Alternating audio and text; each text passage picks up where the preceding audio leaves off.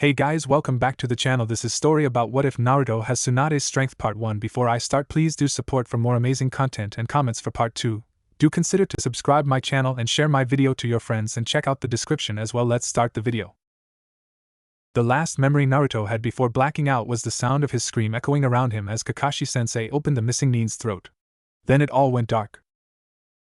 You know, Kit, that flesh bag took you out way too easily. And now he had an overgrown fur wrap running off its mouth as well. Today was just getting better and better, wasn't it? Shut it, Baka Fox. Not like you were helping any. Seriously, Kit, your physical skills are pretty pathetic. Really. Even though all Naruto could see was the glowing eyes, he could actually feel the sneer in its voice. I mean, your chakra control's finally approaching tolerable, and on a good day you can pass for average in brains. But physically? Pa! Big words from the fur ball in the cage. You talking for a reason, or you just bored? No, Kit, I'm offering you a solution. The growling demonic voice was suddenly serious. Allow me a connection to your senses, and I'll make your body into something a little closer to perfection than your current shaved ape form. And I suppose you have no other reason for offering this than the simple desire to smell a flower or taste some ramen, huh? How you pink flesh bags came to rule this world I'll never know, the demon sighed. Look! The technique that pale simian hit you with burned out most of your voluntary nervous system. If you wish to be able to move again, I suggest you take my offer. I am not going to be stuck in an immobile yellow-headed monkey boy, understand? As long as I'm going to be fixing you, I may as well make you into something I could tolerate being associated with. Then again, the fox's tone became dry. You could always choose to spend your days lying immobile in a bed with a catheter in an unpleasant place. Naruto was silent for a moment before speaking in a speculative tone. So what changes were you thinking of? Where do I start? Taller, stronger, faster. If you ask nicely, I could have a look for any bloodline limits you might have as well. Taller? You could make me taller? To never be the shrimp again. I'm never going to live this down with the other Bijou. Yes, brat, I can make you taller. Gimme your word you won't try to escape or take me over and we can deal, fox. Oh, and no fox ears or tail or stuff like that. I'll just be watching through your senses, brat, like those TV things. It gets surprisingly boring here in the sewer. You have my word. Why is it a sewer in here anyway? It's not like I have a dirty mind or something. Shaking off his thoughts, Naruto stepped up to the cage. Okay, fox, what do I do? Tear off about a quarter of the seal to let my chakra flow. Then hang on to your arse. Forcing down some final misgivings, the blonde took the seal in hand. Erosenin had told him that demons had to keep their word once it was given, as the QB had. Picturing a life spent limp on a hospital bed, Naruto made his decision. The benefits outweighed the risks. Taking a deep breath, he tore the seal. Like a luminous fog, the red chakra flooded out of the cage, twining about his limbs and surging through the halls of his mind as the QB began a running dialogue. Hold on, Gaki, this is going to hurt. Let's see now, start with the bones first. Correct the calcium deficiency and properly heal all those old fractures. Stimulate lateral bone growth. The fox had been right, it did indeed hurt. The funny thing was, though, it hurt far less than he had expected. More an all-over migraine than the burning agony the fox had implied. Sharpen up the eyesight, can't have my container needing glasses. After all, tune up the lungs and metabolism. The crap you eat, it's amazing you made it past 3 feet. Boost the other senses. Those Inuzuka think they're the best. Ha, tweak the immune system. Listening to it ramble, Naruto couldn't help but consider it a good thing that the QB would be able to share his senses. Fox is getting a bit shack-wacky. No latent bloodline limits, tough luck, Gaki. Oh well, I'll just make all the changes hereditary. Right, nearly done, just the stronger, faster, tougher part. Don't bother me, Gaki, it rumbled as Naruto went to speak, this is delicate. Now, strengthen the cell connections and muscle fibers. There are certain comments that, for the safety of all concerned, should not be made. Anyone saying at least it can't get any worse, for example, will generally be swiftly proven wrong by the law of irony. The one asking is that all you've got? Will be hit, the one saying we're out of range will be shot, and the one saying I think we've lost them will be found. Which explains why, mere moments after the QB's demand of silence, Naruto's nose began to twitch. Panicking, the blonde youth tried vainly to resist as he felt the sneeze building, an act known to be utterly pointless by anyone to make the attempt. No, when the sneeze arrived, all the more powerful for Naruto's attempt to stifle it, it arrived with the force of a hurricane and the volume of an artillery shell. AAC Cho. The following events occurred in quick succession. The QB, startled, instinctively pulsed its chakra, causing a momentary but sizable surge. The surge, itself sufficient chakra to create a good 7,000 shadow clones, flooded down the linkage and amplified the strengthening pattern already there, the sudden neural feedback in turn causing Naruto to howl in pain before collapsing, stunned, onto the submerged floor. Ehehe. Whoops. Naruto wasn't sure how long-eared, nine-tailed, demonic fox the size of a warehouse could actually sound sheepish, but the QB was making a decent attempt. What did you do, Baka Fox? He hissed through teeth clenched in residual pain. Yuum Manaya sneezed die start led mean to putumic chakrang to making it stronger. Naruto was glad for his clearing head as he parsed the sentence, his lips moving as he extracted the QB's meaning. So, you made me stronger than you meant to? A lot stronger? At the QB's air, yes, but the blonde youth clambered to his feet with a groan and headed excitedly for the exit. Cool, I'm strong now. Can't wait to test it. It's the big passageway to get back to waking, right? Oi, Gaki. You're stronger, but your control's shot to hell. You might. So I'll train a bit, breezed Naruto as he left his subconscious and a quietly fuming QB behind. It's just some extra strength, after all. Ja. As the blonde's voice and presence faded, the QB growled softly. How the hell did that Gaki survive this long? Oh, I just know I'm going to get a headache from this. With a rumbling sigh, the vast vulpine made itself comfortable in the cage and concentrated on the sensations of the link as Naruto woke up. The first thing Naruto became aware of as he awoke was the lack of pain. In face, he would almost go so far as to say, I feel really good. Never been able to say that after an injury before. It was true, though. All the minor aches, pains and twinges that Naruto had come to regard as a fact of life were gone, their very absence providing tremendous pleasure. And the sensations. Even before he opened his eyes, Naruto could tell he was in a hospital, slight smell of disinfectant, that the room was otherwise unoccupied, no other human traces of smell or sound, and that it was morning, sound of bird calls and smell of coffee and toast. All of these together, plus the texture and clean smell of the sheets, told him he was most likely in the recently designated rookie ward, created when Tsunade noted the injury rate among Naruto's social set and deemed putting them all in one place a more economical option. Opening his eyes not only confirmed his conclusions but made him acutely aware of just what people meant when they used the phrase eyes like a hawk. My God. I was blind before. Initially content to lie there and bask in the sensations, the growling of his overly insistent stomach indicated the time elapsed since his last meal. Fumbling for a moment in search of the pager button for an orderly, he uttered a silent prayer that it would be one of the nice orderlies Bachan had been hiring. Crunch. Thought Naruto, gazing at the shards of plastic in his hand, seems a bit more fragile than I remember. Oh well, he thought as he hopped out of bed and wandered to the door, there should be someone outside. Crunch. As Naruto stood in the doorway, several facts presented themselves. First, and least relevant, the door was now open. Second, the reason that the door was now open was largely due to the fact that it had been torn from the frame. Finally, the doorknob, he noticed upon leaning the stricken door against the wall, was now seriously distorted, with fingerprints pressed into the metal. After staring blankly at the hand responsible for a few moments, the stunned blonde cast his thoughts inward. Hey Fox, you there? Yup. Something in the tone suggested amusement, not that Naruto really cared at that moment. About this door I just tore from the wall without really trying? What about it? Just how much stronger did you make me, Fox? Naruto was quite proud of how level he was keeping his mental tone. Well, I'd already brought you to the highest possible natural strength for your frame, then I was aiming for about 10 times stronger than that. Naruto felt his eyebrow twitch. So how much stronger did you make me? Oh, about 100 times or so. Staggering back to sit on the bed, a glazed look spread over the youth's face. 100 times stronger than the strongest natural human, huh? Well, it's actually more like 113 times, but who's counting? Oh. Cool. Now I can move house. Literally. Ahaha. Kit, come back to me here, growled Naruto's grudging tenant in a worried tone.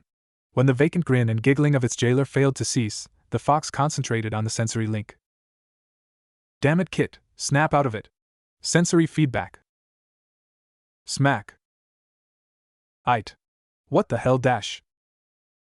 Shut up, Kit. The blonde with the big memories your monkey troop follows is coming. You may as well tell her what happened, she'll figure it out soon enough on her own. Don't tell anyone else though, no sense throwing oil on a fire. And for Inari's sake, get her to find someone to get your muscle control back up. Now look lively, here she comes. As the sound of heavy footfalls grew closer, Naruto felt an instinctive wince beginning to form. I hope she's in a good mood. Looking at the visage of the Hokage, one might be forgiven for thinking her to be calm, collected, and composed. To the eyes of an expert, however, this was most assuredly not the case. Over the years Naruto, and indeed the rest of the Rookie 12, had come to be quite adept at gauging the mood of Konoha's beloved leader. It was clear to the bombastic blonde, therefore, that goofy behavior and loudness would be a bad move at the moment. Such actions, invalid status notwithstanding, would result in an acute case of punched into the plasteritis. No, better to let her speak first. The reader will not be surprised to learn that Naruto's impulse control has experienced a sharp increase during Tsunade's tenure as Hokage. Tsunade's first move, seizing him in a hug that did its best to crush his spine and ribcage into powder, was not unexpected. The lack of the sensation of creaking bone and incipient asphyxiation, on the other hand, was. Ha ha ha, that's quality work right there. See that? 300 kilograms of pressure and not a crack from that ribcage. QB work. Proof against killer death hugs of doom. Will you keep your crazy contained, Baka Fox? Hey Bachan. Speaking, it seemed, has been a mistake. What the hell do you mean, hey Bachan? How the hell did you get yourself hit with an A-rank torture jutsu on an escort mission? And dash. Rage faded and comprehension dawned in the taller Bon's eyes. Naruto found a shaking finger leveled at him. How the hell are you awake and moving? The jutsu dash.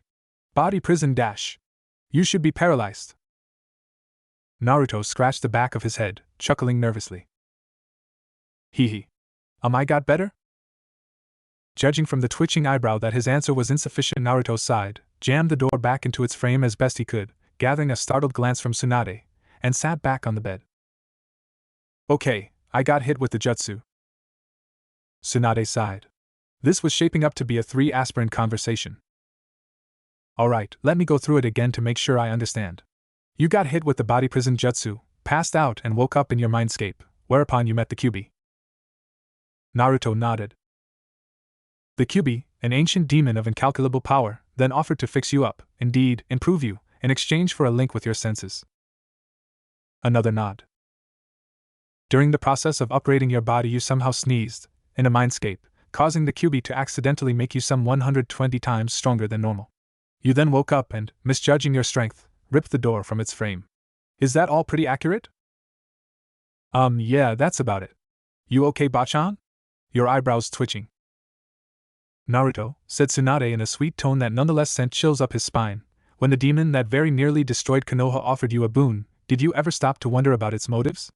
Like maybe escaping from the seal and laying waste to the village? Smoothing hair that had been blown back by the force of Tsunade's roar, Naruto glared defiantly back at her. It sounded like a better option than being a vegetable on a hospital bed for the rest of my life. Besides, he continued more quietly, QB gave me its word it wouldn't try to escape, and Ero-sennin told me that demons have to keep their words. Tsunade, recognizing further argument to be futile, sighed. Alright, setting that aside for the moment, we're going to have to run a proper examination to gauge the changes you've undergone, organize some physiotherapy, and gurgle. Get you something to eat before you start chewing on the bed sheets. Again. Shizen. Yes, Tsunade-sama? Tsunade's dark-haired apprentice asked as she swung the door open to have it fall to the floor with a crash. Stepping in before the sputtered apologies could progress, Tsunade raised her voice. It's alright, Shizen, Naruto did that. Could you head down to Ichiraku's and get 2 Naruto specials? Naruto did that. Of course, Tsunade-sama. I'll be back shortly. Now, Tsunade continued as Shizen left, I'm going to run a diagnostic jutsu to get an idea of the changes the fox made. I'll have Jiraiya check the seal later as well. Now, hold still, hands glowing green with medical chakra, Tsunade leaned forward. Tsunade's expression was an interesting study as her eyes widened and face blanched, before it relaxed into a look Naruto mentally pegged as it could only happen to Naruto. The light of the jutsu fading, Tsunade gave a long-suffering sigh. How do you get into situations like this, Naruto? Recognizing the question as rhetorical, Naruto declined to answer, instead raising an eyebrow in inquiry. So, what's changed, Bachan? Well, you've gained about 20 centimeters in height. Your resting heartbeat is 30 beats per minute, your neurotransmission speed is insane, and it looks like you'll never get ill again, the way your immune and digestive systems are now. So I'm taller, faster, and healthier?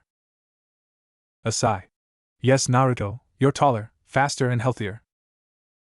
And the strength boost? Tsunade mentally cringed. This part would potentially be the hardest to deal with. Yes. Your muscles are considerably denser and your skeleton, tendons, and connective tissue have been strengthened proportionally. Essentially, Tsunade decided to summarize, seeing the glazed look creeping onto Naruto's face. You are much stronger and much tougher. You'll probably never break a bone or tear a muscle again.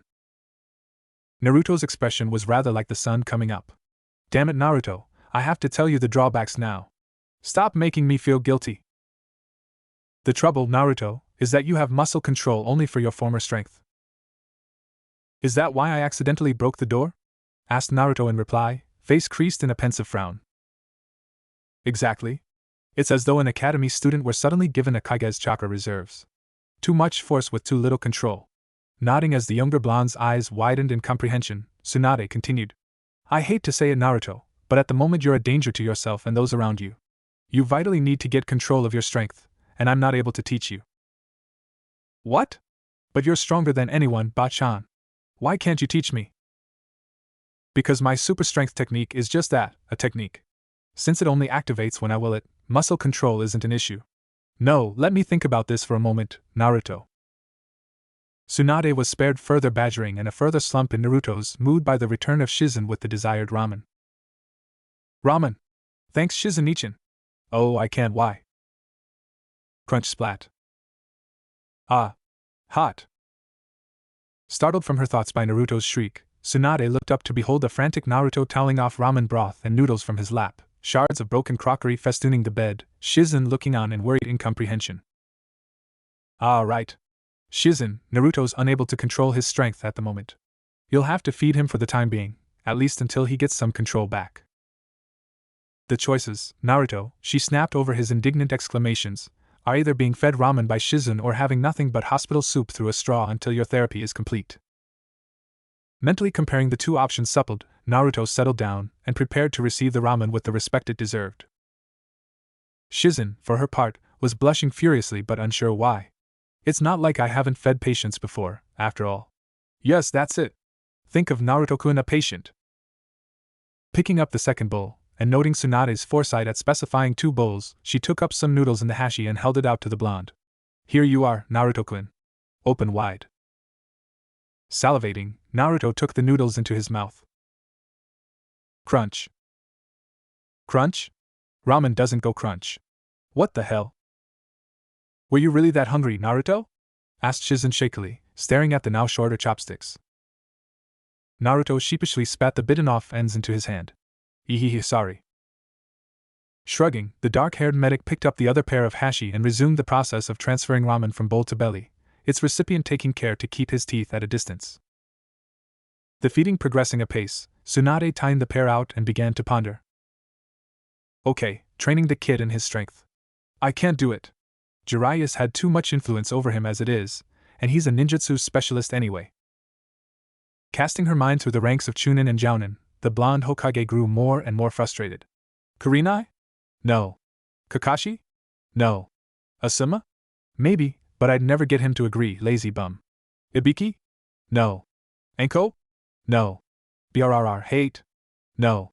Damn it, curse the ninjutsu focus of this village. I need a taijutsu specialist. Oh no. Blanching, Tsunade racked her brain, trying desperately to think of someone, anyone else. To no avail. Please, Naruto, forgive me for what I must do. A loud and satisfied sigh indicated that the ramen transfer procedure was complete. Clearing her throat, Tsunade gained the attention of her assistant and surrogate brother. Shizen, go to Training Ground 17 and inform Mato Guy that I wish to speak with him concerning Naruto's training ASAP. Hi, Tsunade-sama. You want Super Bushy Brows to train me? Asked Naruto as Shizen left, his tone equal parts thoughtful and worried. Yes, Naruto, though you will call him Guy-sensei, understand? At his nod, she continued. As a taijutsu specialist he has an intimate knowledge of muscle control, which makes him your best bet for training in the village. But I swear, if I see so much as a hint of green spandex or flames of youth, there will be a reckoning. Yeah. Guy-sensei trained Lee, and Lee's really strong, so he could probably train me really well. Ain't like Kakashi-sensei'll train me, after all. The last was almost whispered by the younger blonde, but one did not become Hokage without being able to listen, and Tsunade was forced to stifle a growl at the thought of the cyclopic shinobi. If he weren't so skilled, I'd have fired him for his attitude alone. About to step in to break Naruto from his silence, she was preempted as the hyper-blonde bounded from the bed with a cry of "Oh yeah, I haven't even looked at the changes yet," as he headed for the attached bathroom in search of a mirror. Naruto, be careful of the crunch. Door. Never mind. This was a hospital. Surely they had aspirin somewhere. Naruto sheepishly leaned the stricken door against the wall and slipped into the small room. Yada! I'm taller! For all his complaining, for all the inconvenience the fox's changes looked like bringing, he had to admit that when it came to body sculpting, the big fur ball did good work. As Tsunade had said, he stood a good 20 centimeters taller. Beyond that, he was broader of shoulder, tighter of stomach, and longer of limb. The baby fat had left him, replaced with sharply defined, and quite obviously effective, muscle. His hair, still in spikes that defied both control and gravity, now reached past his shoulders in a yellow mane. Huh. Oi, fox. Yeah, brat? Why'd you make my hair longer? It's not like it has anything to do with being stronger or faster or anything. Because long hair's cool and manly, responded the QB in the slow, clear tones used when addressing idiots and fans of reality television. A naked ape like you needs all the help you can get. It's only a pity you're too young for a beard. Naruto pictured himself with waist-length hair and a blonde beard and felt a chill. Nope, I don't think I want to go any further with that line of thought. Naruto's rumination was interrupted by the sound of approaching thunder, interspersed with the occasional shout of youth. Sounds like Super Fuzzy Brows is here. Better head back out. Carefully edging around the door and back into the main room, he had just climbed hack into bed, crushing a railing in the process, when a green spandex-clad typhoon arrived. Yash! As I promised your most youthful apprentice, Hokage-sama, I have arrived. Aspirin. Lots of aspirin. Big aspirin? Right, Guy. Tsunade muttered to herself before straightening. Naruto has suffered a complication from a paralysis jutsu, leading to his muscle density and reaction time exceeding his control. You are to train him until his control is back to scratch. Tsunade's heart sank at the look of incomprehension on the Jounin's face. Let me, Bachan. Lee taught me to speak a little youth. Naruto cleared his throat. I'll need a wash after this, I just know it. Guy-sensei, our youthful Hokage wishes you to train me. My flames of youth have recently flared into a conflagration beyond my ability to control. Your youthful training skills are needed to restore my youthfulness to balance. I feel so dirty. There, Kit. It'll be okay. Ah, I see, cried the exuberant Jounin as understanding dawned. Of course I shall train you. Arrive at Training Ground 17 after your team meeting and I shall begin your youthful training. I shall now go and prepare. By your leave, Hokage-sama? Guy bounded from the room at Tsunade's wordless nod, passing a stunned-looking Shizen in the corridor. You have a gift for languages, huh, Naruto? Tsunade queried in a slightly vacant tone. I don't want to talk about it. The sound of grumbling interspersed with stomping footfalls filled the air as Naruto trudged toward Training Ground 17. Stupid team. Not my fault they didn't believe me. Had a letter from Bachan, but no, Naruto can't possibly have gotten stronger, rassum frassum. The astute reader will note that Naruto was in rather less than a good mood. Such an observation would be the truth. In fact, the blonde demon container would be forgiven for thinking that the world, Kami, and causality itself were all against him, a myriad small events conspiring to bring him down. The first of these had been waking up. Under normal circumstances, a pleasant experience. In this case, he had accidentally put a fist through a wall as he stretched, for which he was yelled at by a nurse. Taking a shower had resulted in cracked tiles, 3 towels torn to shreds, a tap accidentally folded closed, and another scolding.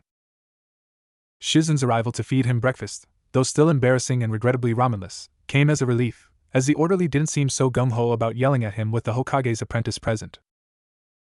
And then there was the meeting with the rest of Team 7. Managing to dress, with a little help from Shizen, and make it to their meeting place with only minor breakages, mostly doors and wall panels, he had received rather less than a warm welcome. "Hey guys. You're late, Baka," snapped Sakura, apparently displeased that her Sasuke ogling had been disturbed. I was in the hospital, Sakura-chan," he said slowly. "I got hurt, remember?" Wow, what fellow feeling for a teammate, he thought sarcastically. "Can't have been too bad, Dobe, you're moving now. What's with the hair, anyway?" Sasuke spoke, cocking an eyebrow at Naruto's new ponytail. See? Long hair gets you noticed. What did I tell you? It's a side effect of the jutsu team. Jealous? Hardly, muttered the Uchiha with a slight smirk. It makes you look fruity. What? That's it. Let me at him. I'm gonna go all foxfire on his gloomy arse. I'll. Tuning out the enraged ranting of his tenant, Naruto was about to respond with a barb of his own when a puff of smoke heralded the arrival of Kakashi. Yo. You're late. Wow, deja vu, thought Naruto as Sakura's voice rose. Yeah, sorry, but I got caught up in a discussion on the nature of existence and lost track of time. Liar! As with the first yell, Sakura's voice again rose alone, prompting Kakashi's brow to furl in curiosity. Not that anyone but he could tell, of course. Okay, anyway, sparring now. Sakura with Sasuke and Naruto with me. As good a time as any to bring it up, Naruto supposed. No, sensei, I have training with Team 9 today, so I gotta go. Hold it, Naruto snapped Kakashi as the blonde turned to leave. I understand that you might not want to spar with me, but please don't make up poor excuses. Pot to kettle, me bag. Gritting his teeth, Naruto forced his tone to remain light. It's not an excuse. Some effect of that jutsu made me a lot stronger, so now I have to train with Gai-sensei to get my control back. Bachan gave me a letter, look. Get serious, Dobe, that's the worst excuse you've come up with yet. Giving the letter carried in a thick steel box to prevent inadvertent crushings, a cursory glance, Kakashi cut off Naruto's rejoinder lazily. Well, this all looks authentic, but Naruto is the one who forged a note for half of ANBU to receive compulsory head lice treatments. Naruto chucked gently. Ah, good times. All those shiny ANBU scalps glinting in the sun. So I'll spar one round with Naruto to determine the truth. What? Naruto made one final plea for sanity. Seriously, Kakashi-sensei, it's a bad idea. Can't I just crush a rock or something? Too late. Kakashi was already rushing at him, fist arching toward his face. Giving a startled yell, Naruto swung his fist out on instinct. Thud-hush smack. I told him. I told all of them. But did they listen? No. Kakashi had eventually prized from the tree trunk in which he had been embedded and taken to hospital to have his broken ribs, torn muscles, sprains, and concussion treated. Upon learning the reasons for his injuries, Tsunade had him promptly admitted to her new moron's ward. Sakura, upon seeing her sensei temporarily tree-bound, promptly smacked Naruto about the head, resulting in bruised knuckles for her and a new appreciation for the fox's changes for him. Unfortunately, Sakura seemed to view this as a challenge, prompting her to issue fists in favor of a tree branch, the effects of which managed to make it through his new skull. Explain to me why you like that pink-haired monkey, kid? Her calm, kind and forgiving nature, no doubt. Sometimes I wonder myself, Foxy sighed wearily. Quite often lately, in fact. Sure, it was Sakura's energy that had caught his eye to begin with, but having that energy focused on him in the form of blows and criticism wasn't quite what he'd been hoping for. A little like lightning, he thought. Beautiful and exciting from a distance, but something of a health hazard at too close a range. Poetic. Nice to see you can use your brain for more than keeping your skull from caving in. Shut it, Fox. Usagi no Suki called, he wants his ears back.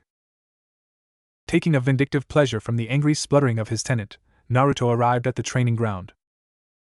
Now, if I were a pair of eyebrows with a ninja attached, where would I dash? Welcome, Naruto Keiyuan.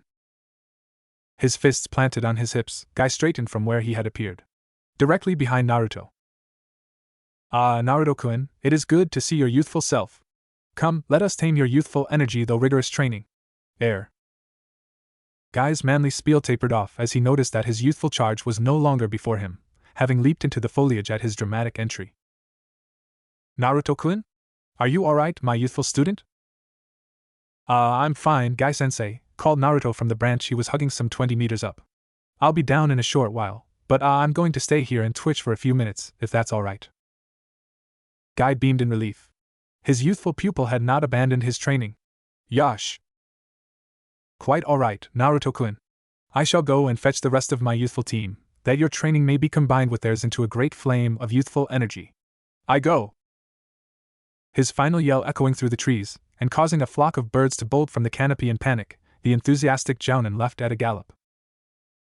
That guy scares me, Kit. Me too, Fox. Me too. Several minutes later saw Naruto out of the tree and facing Team Guy. A round of exuberant, reserved, Niji, and friendly, Tenten greetings later, Guy got down to business. Yash! The youthful Naruto-kun has, as the result of a most unyouthful kenjutsu used upon him, gained great powers of physical youth. Wow, he can actually speak in capitals. Scary. Sadly, Guy continued, Naruto-kun's flames of youth are burning uncontrolled. We shall skillfully train him to tame his youthfulness to his will. Yash! Naruto-kun's youth will shine forth brightly. I shall assist him. If I cannot, I will walk up Hokage Monument backwards. Lee. Guy-sensei. Lee. Tenten, recognizing the warning signs, grabbed Naruto's sleeve urgently. Naruto! Look away if you value your sight. Turning just in time, the blonde youth shuddered at the knife-edged shadows cast by the sunset and sea genjutsu. You should thank the bun girl, Gaki. Some things even I can't heal. Noting that the light had faded, Naruto cast Tenten a grateful smile and looked to the green-clad duo once more. So, the first thing we must do is ascertain the limits of your new strength and control. Naruto-kun, please punch that training log as hard as you can. Hi, Guy-sensei, replied the blonde, a slight trepidation in his voice. Taking a deep breath to stifle his nerves, he drew back a fist and swung. Guy-sensei, I have located the training log. Guy tapped the mouthpiece of his headset. A most youthful device, he thought. Yes, Niji-kun, where is it? There was an uncharacteristic amusement in the Hyuga's tone as he responded. It landed in the merchant district. No casualties, but it destroyed the latest shipment of the Ika series. All pulverized. Guy felt a moment's inner conflict. It was against the ways of youth to take pleasure in the misfortunes of another. On the other hand, the books his eternal rival so enjoyed were most unyouthful. Compromising, Guy allowed himself a brief, satisfied chuckle. Oblivious to his sensei's inner struggle, Niji continued his report. I've explained it as a training mishap and instructed the merchant to request compensation from the Hokage's office. I'm returning now. Very good, Niji-kun. Over and out. Turning to an amused Tenten and rather embarrassed Naruto, the great green beast smiled encouragingly. Do not be ashamed, Naruto-kun. We shall learn from this and go to a more distant training ground for future training. Now let us move on to... Ano-sensei? Interjected Tenten, rising to her feet. Could we see how Naruto can handle missile weapons? Why, Tenten-chan? Wouldn't stronger just be stronger? Asked Naruto in a curious tone. No. Not at all. Tenten was suddenly in his face and speaking rapidly.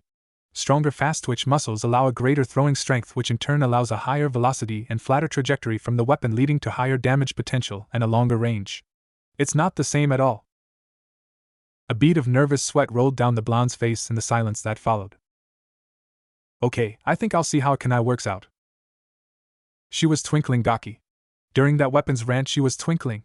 Hold me. There, Fox. You're safe now. I'll throw the kunai and the nice weapon girl will calm down. Promise? Taking aim, and making sure that the target was one of the thicker logs available, the blonde powerhouse drew back his arm and whipped the kunai down. Whip thunk thunk thunk thunk crack. Okay. The kunai went through the post dash. And the tree behind it. And the two trees behind that dash. And embedded itself up to the ring in a granite boulder. Ah. Naruto sighed. And in the process cut a good 10 centimeters off of Niji's hair as he was coming back from finding the first log. Great, I'm gonna be paying for that one later, I just know it. You dash. Kunai dash. Hair dash. Okay, Niji, just calm. Ah. As the rest of Team Guy worked to calm a certain shell-shocked Hyuga, with a distinct lack of success, If the continued horrified squawks were any indication, Guy strode over to Naruto. Upon observing your youthful demonstrations, I think in the future we shall avoid any further striking or throwing. No, he said as he cast a measuring look at the boy, I have an excellent course of training for you. Yash! Let us begin. In the end, Niji was fed a youthful calming tablet when his nervous twitching showed no signs of fading, resulting in the unusual sight of a mellow, cheerful Hyuga. I hope it wears off soon, thought the blonde as he caught another of the steel spheres flicked at him by Guy. That toothy grin looks really creepy on him. Concentrate, Naruto-kun. Grench. Naruto sighed as he dropped the distorted lump of steel to rest with the others around his feet. Maintain your youthful concentration, Naruto-kun. Your mind must rule your muscles. Hi, sensei, he replied, another ball smacking into his hand. He had to admit, under all the eccentricities Mato Guy was good at what he did. After sending Niji into chemical calmness, the green-clad Jounin had started Naruto off on controlled training. Naruto's task was to catch the hollow steel spheres thrown at him without either dropping or crushing them. To add a further element of difficulty to the task, he was then to throw the spheres at the one remaining training log, without either punching them into or through it. Guy had explained, upon noting Naruto's look of bafflement, that this would teach him to control both his gripping and arm strength, these being the most immediately important for social interaction. That made sense. The trouble was that he didn't seem to be improving. Sure, it was a bit absurd to expect leaps and bounds in the first day of training, but surely there should have been some improvement. But no. The ground around him was littered with squashed steel lumps, and the training log looked as though it had faced an assault by giant termites. Fortunately, Naruto was spared further frustration by the arrival of Shizen bearing an amused expression and a bento.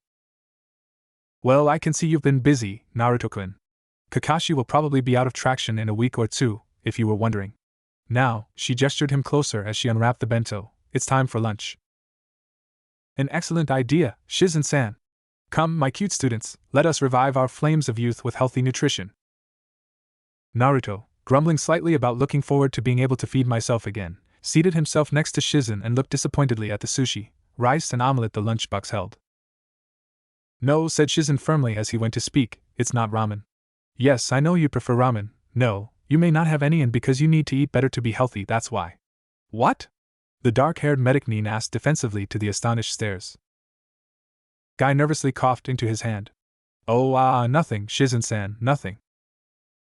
A moment of silence overtook the group, broken only by Niji's occasional whimper over how damn good his rice and pickles were. For all his, intended, protests about the lack of ramen-y goodness, Naruto found that he was enjoying this lunch. The food was quite good and the weather was nice and all, but, he thought, it was the company that really made the scene. Eating with Team 7 was usually tense, dull, exhausting or a mixture of all three, depending on the circumstances. And that was when Team 7 ate together. The more common routine was for Kakashi to disappear, most likely to read his orange book, Sasuke to stalk off to brood, or eat, or brood and eat, Sakura to follow him and Naruto to eventually wander to Ichiraku's. Not, on the whole, overly enjoyable. In many ways, Team Guy couldn't be more different. Not only did they eat together almost every day, Guy claimed it to be youthful, apparently, but they talked. Granted, Niji's loquaciousness may have been an after-effect of the calming tablet, and Tenten's topic of choice involved the words sharp, edge and stabbing with disturbing frequency, and with Guy and Lee it was more a matter of reminding them to stop talking, but still. Lost in his musings, Naruto missed the curious look appearing on Tenten's face until she spoke, waving a kunai for attention. Hey Naruto, why is Shizen-san feeding you? About to answer, Naruto was preempted by Lee, who, having put 2 and 2 together, got 5. Yash! Naruto-kun! Your flames of youth have led you to romance with the beautiful Shizen-san. Well done, my rival! I must now double my efforts to get Sakura-chan to notice me. The couple in question stiffened, stared at each other, blushed and leaped to their feet with simultaneous shouts of "It's not like that." Naruto-kun is strong enough that he tends to crush bowls and break utensils, so it's my job to help him eat until his control develops more. Shizen continued, calming down a little. Tenten looked startled for a moment, then thoughtful. Huh. I never thought about it like that. I guess you can be too strong.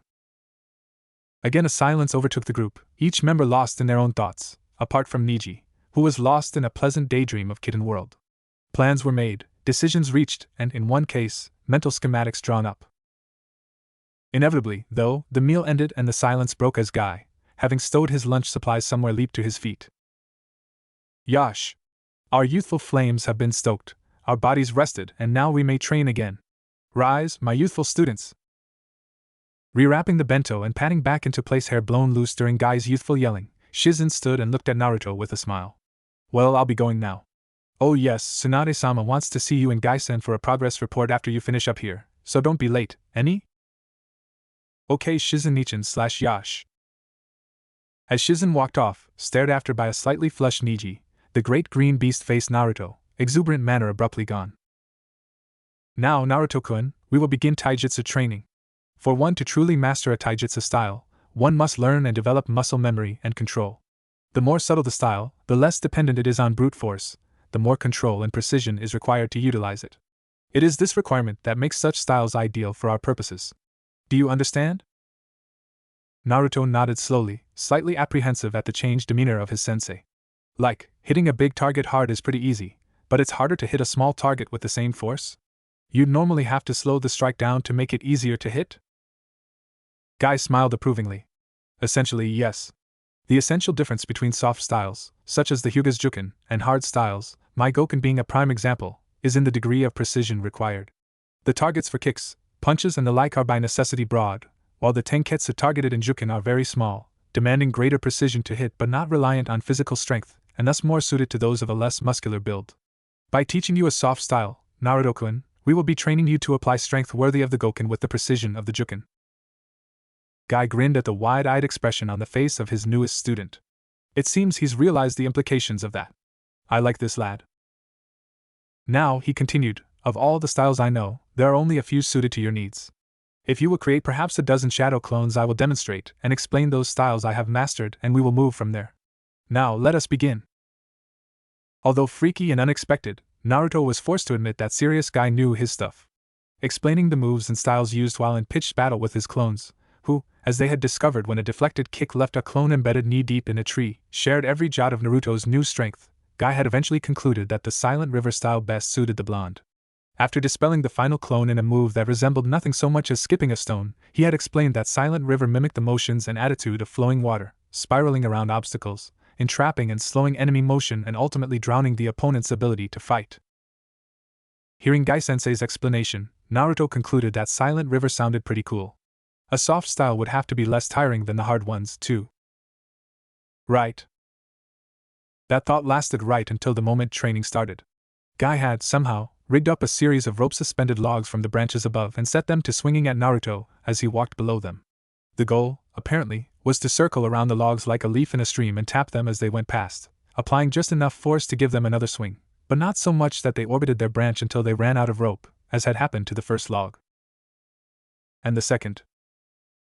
The third log avoided this fate via the unfortunate occurrence of Naruto failing to avoid it, resulting in him being launched head over heels into Tenten, who had been conducting target practice just a little too close. It had, he thought later on, been an interesting experience. Though clearly embarrassed and a little angry, she'd gone red in the face. That meant she was angry, right? Tenten had not pounded him into the ground, had not called him lots of nasty names, and had not, in fact, gotten mad at him at all. Sure, she'd shoved him off good and quick. He'd been afraid to push off himself for fear of hurting her, but she'd accepted his apology, helped him up, and calmly gone back to her training. He thought as he moved through a basic kata Guy has assigned him to practice. Maybe it's just Sakura and Ino who react like that. Oh, and Bachan, but she's used to Erosenin, after all. That reminds me. I've got a favor to ask. Instantly wary, Naruto responded. What is it? I want you to get me a copy of Mumble Mumble. A copy of what? Mumble Mumble. Speak up, you overgrown rug. A copy of ICHA, damn it. Naruto froze in mid-kata. The demon sealed within me is a pervert. It is now official. I am in hell. Come on, Kit, just the first volume. Please? I'm bored. Peh. Ero Kitsune. Naruto mentally snorted as he started the kata once again. I'll make it worth your while. The growling, demonic voice made a valiant effort to sound wheedling. How? Naruto cursed as he stumbled in the drifting footwork demanded of the kata, and reset his stance. The ramen world dream, every night for a week? No deal, replied Naruto as he clumsily attempted a spiraling palm sweep. I get that dream anyway. The use of a tail of my chakra on demand? Naruto swung backwards in an evasive move, nearly falling over, and considered for a moment before responding. Tempting, but no deal. Just one more thing to learn to control. Okay. How about I teach you an art of reading people, strategy, wit and intuition? Naruto paused again. He was fairly sure the old flea bag was trying to pull a fast one, but that honestly sounded like a pretty useful skill to learn. Okay, assuming I even agree to this, where's this training going to happen? And how would I get the book to you in the first place? In your mindscape while you're sleeping, Kit. As for the book, make a shadow clone while you're holding it, then dispel the clone while concentrating on it coming here and voila. Okay, deal. But this better be a really, really cool and useful skill. And if I hear so much as one perverted giggle out of you, I'm coming in there with a hedge trimmer and shaving you bald, understand? Yeah. Get started on that kata again, Gaki. The green one's coming back. Observing the young blonde's form as he struggled with the drifting motions the style required, Guy found himself impressed. Young Naruto-kun showed an admirable work ethic, facing the tasks assigned him with a determination rare in one so young, trusting in his sensei that they would be to his benefit. Noting that Naruto had finished the kata, in a circling step that nearly dropped him on his backside, the green-clad jounin clapped his hands for attention. Yash! Naruto-kun, you have impressed me with your youthful drive. Practice that kata 5 times before you retire at night, and a further 5 upon rising in the morning, and I am confident you will have it mastered within a week.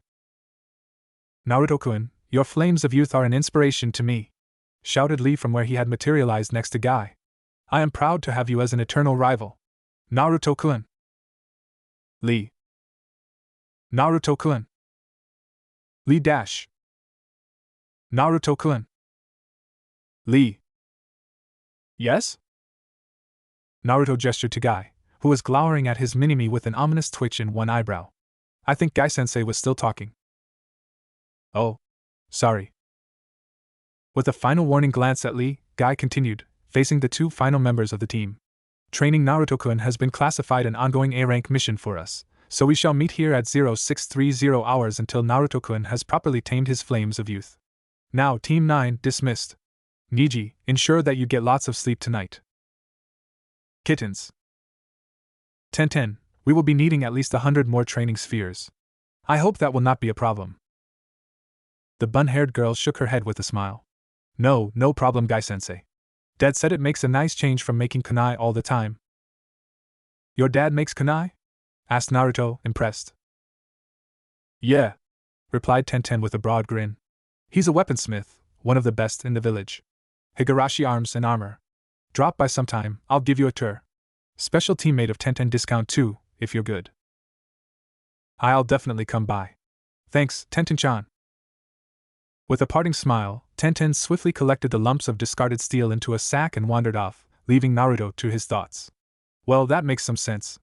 All those pointy things would have cost a fortune if she'd had to buy them at the regular outfitters. His musings were interrupted by Guy's hand on his shoulder. Nodding at the unspoken message, the orange youth set off beside his sensei to their audience with the Hokage. As Lee's shouting, something about showing his flames of youth to the lovely Sakura-chan. Now that just sounded weird, faded into the distance, Naruto again fell into introspection. Well, they're different and a bit odd, but I like this team. He smiled. I think I'm gonna enjoy this training. Most people, looking at Team Guy, would be quick to categorize them, and equally fast to assume that their assessment was complete and accurate. Guy, Konoha's insane azure beast, a green-loving, youth-obsessed taijutsu enthusiast. Lee, Guy's clone, or protege if they were feeling charitable, assigned to some that craziness was communicable. Niji, the textbook Hyuga, stoic, quite elitist. And Tenten. Tenten? Oh, the weapons girl on Guy's team, the tomboy with the armory of things that go stab. There was something about being a shinobi, Tenten thought, that led one to be typecast by others. Once you joined a team, it wasn't long before some ability, habit, preference, or quirk was noted, and then good luck escaping the nickname. And on the surface, these assessments were accurate enough, if pretty shallow. But in a village that exhorted its citizens to look underneath the underneath, they ignored so much as to be virtually useless. Guy-sensei, for example, and unbeknownst to most of Konoha, could play Go with an expertise rivaling the Nara, and would commit moderate acts of mayhem in exchange for a well-cooked berry tart. Lee, while certainly as youthful as his sensei, had an absolute passion for horror movies of all things, that on the one, and only one, time Tenten had accompanied him had sent her shrieking in the first 10 minutes. It had been 3 weeks before she could sleep with the lights off again. Niji, while typically a poster child for the Stoics and president of Emotions Anonymous, went absolutely gooey when presented with any kind of baby animal, kittens, as they had discovered with the help of the calming tablet, in particular. Tenten had seen his room once after helping him back after an injury. The sight of shelf upon shelf of stuffed animals next to a kunai rack would, she was certain, remain with her for life.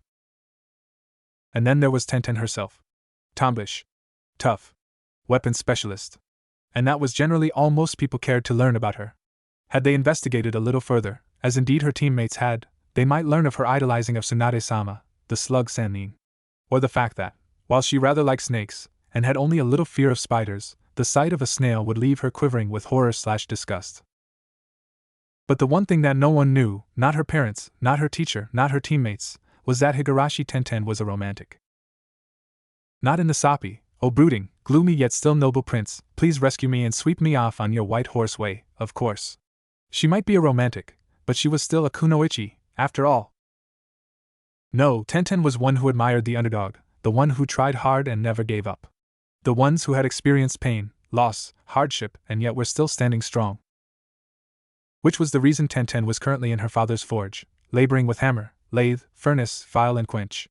I bet Naruto'll just love these, she thought as she lowered the hollow cylinder into the brine, clouds of steam flashing up as it cooled. It would be safe to say that Naruto had impressed the bun-haired girl. Sure, she'd been awed when the orange super ball had beaten Niji in the final Chunin exam, but she was a staunch follower of the don't judge em till you know em school of thought. Basing a character assessment off a single fight was just stupid. Yesterday's training had, in fact, been the first time she'd really talked with the blonde youth, and she was favorably impressed. No doubt most would expect her to be making squee noises at the thought of his throwing the kunai through the trees, and yes, she was a little giddy at the thought, but it wasn't like she was addicted to weapons or anything. Weapons, with their lovely shape and satisfying heft and pretty play of light on their well-honed edges and… Ahem. No, what had impressed her had been brought home at lunch.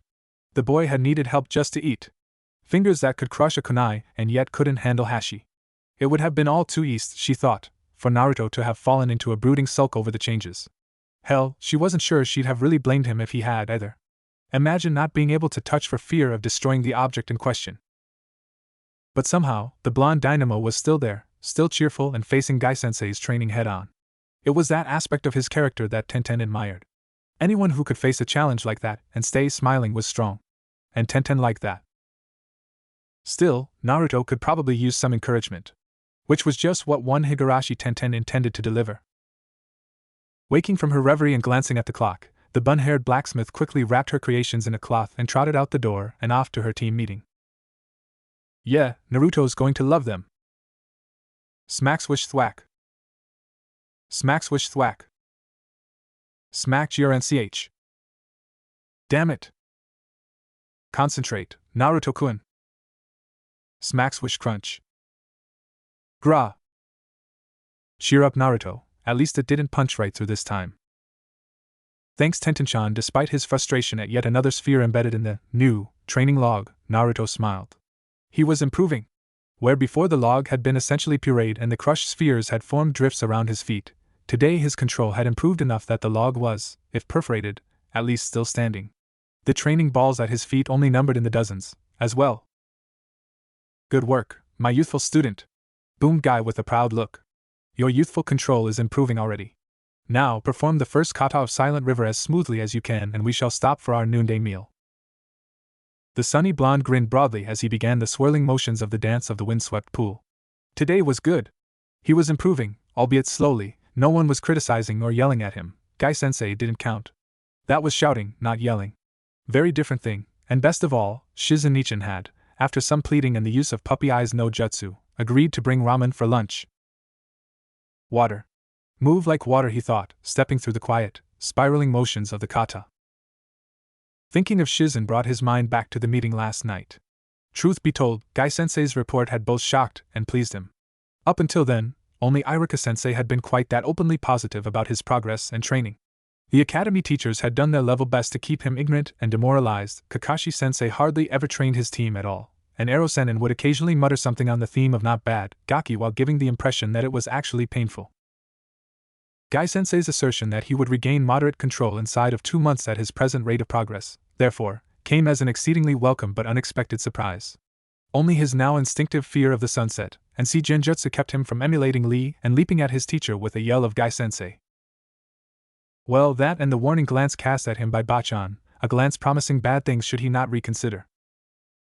And the fact that performing a rock leaf flying hug with his present control would most likely result in the messy bisection of Konoha's great green beast.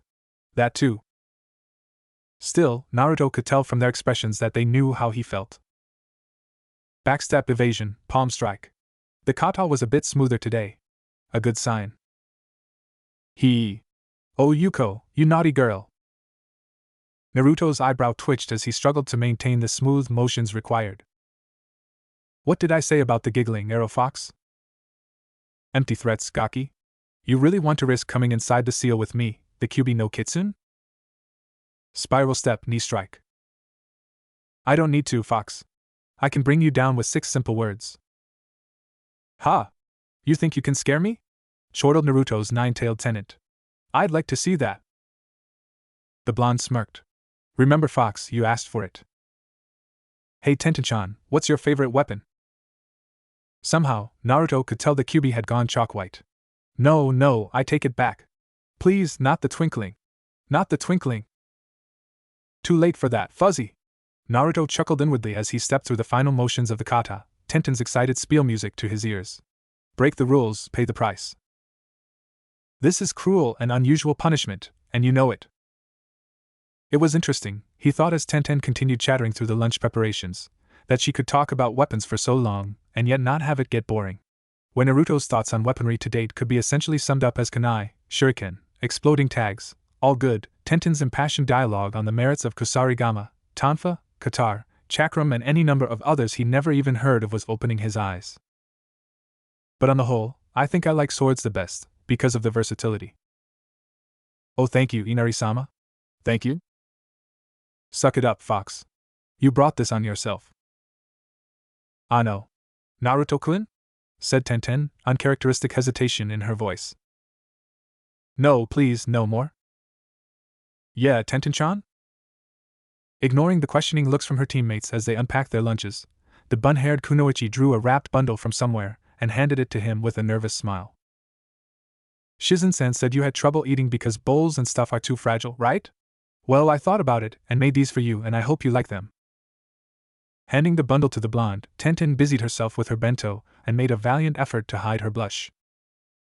Damn it, what the hell was that? She silently berated herself. It's just a gift to help him eat, so why the hell am I acting like I'm giving him chocolates on Valentine's for Cammy's sake? Gah! Ignorant of his friend's inner rant, Naruto excitedly unwrapped the bundle. His eyes widened. Tenten-chan, this. He doesn't like it?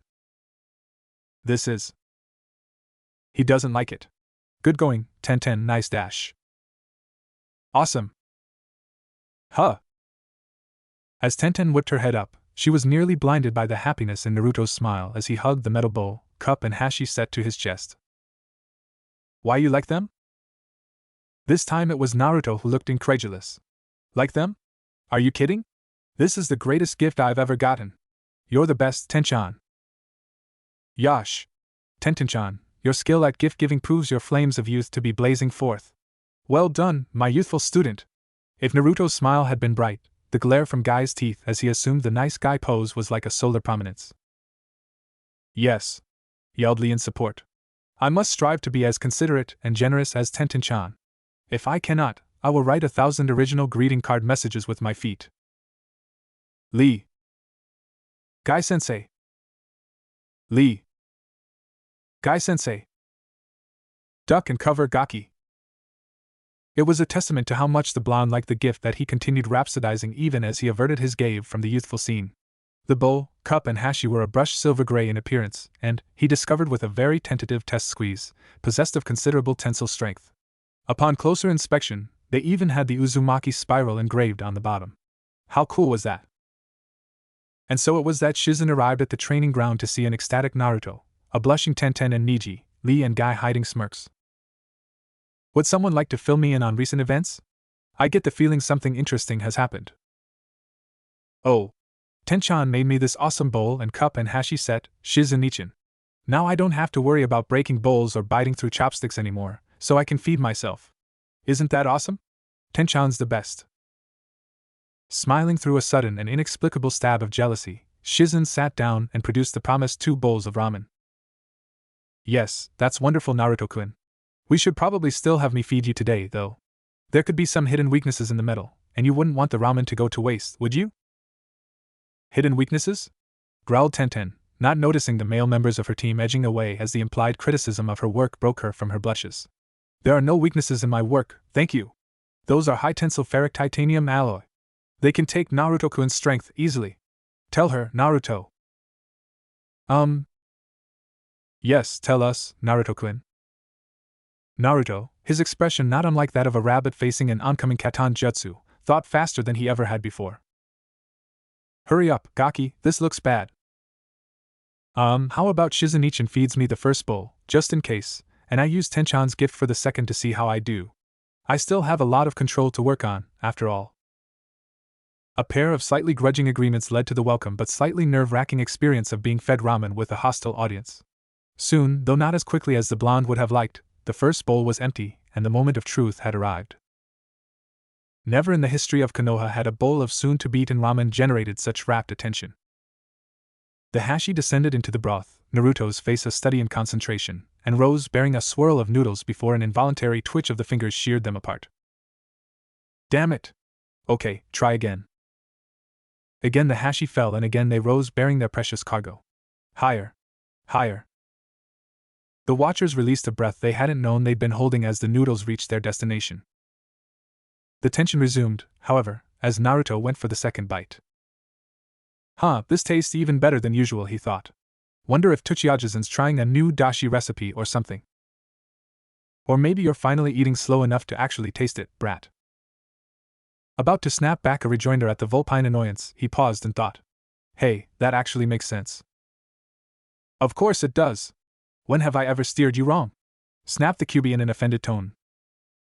Oops. Shut up. Noting from the musical tink of metal hashi on the bottom of the bowl that he had continued eating right through his inner dialogue, he neatly placed the sticks aside and took the bowl in 2 hands. Right, time for the final test. His audience once more held their breath as he raised it to his mouth, the remaining broth to consume. The watchers held their breath once more. This was it. This was the moment of make or break. Would the bowl bend? Crack? Break? Would there be tooth marks on the rim? Or would Tenten's workmanship win the day? Largely oblivious, Naruto marveled at what was rapidly becoming his favorite possession ever. Apart from a faint groan when he picked it up, the bowl showed no signs of strain at all. Swallowing the last of the pungent broth, Hai-no Kuni's premier ramen lover and slightly unwilling powerhouse lowered the bowl with a satisfied sigh. Oh man, I needed that. It tasted so good too. His joyful chatter trailed off as he noticed the recumbent figures, his audience having collapsed from the release of tension. Ano, are you guys okay? We're fine, reassured Tenten as she dragged herself upright once again. Just a little tired.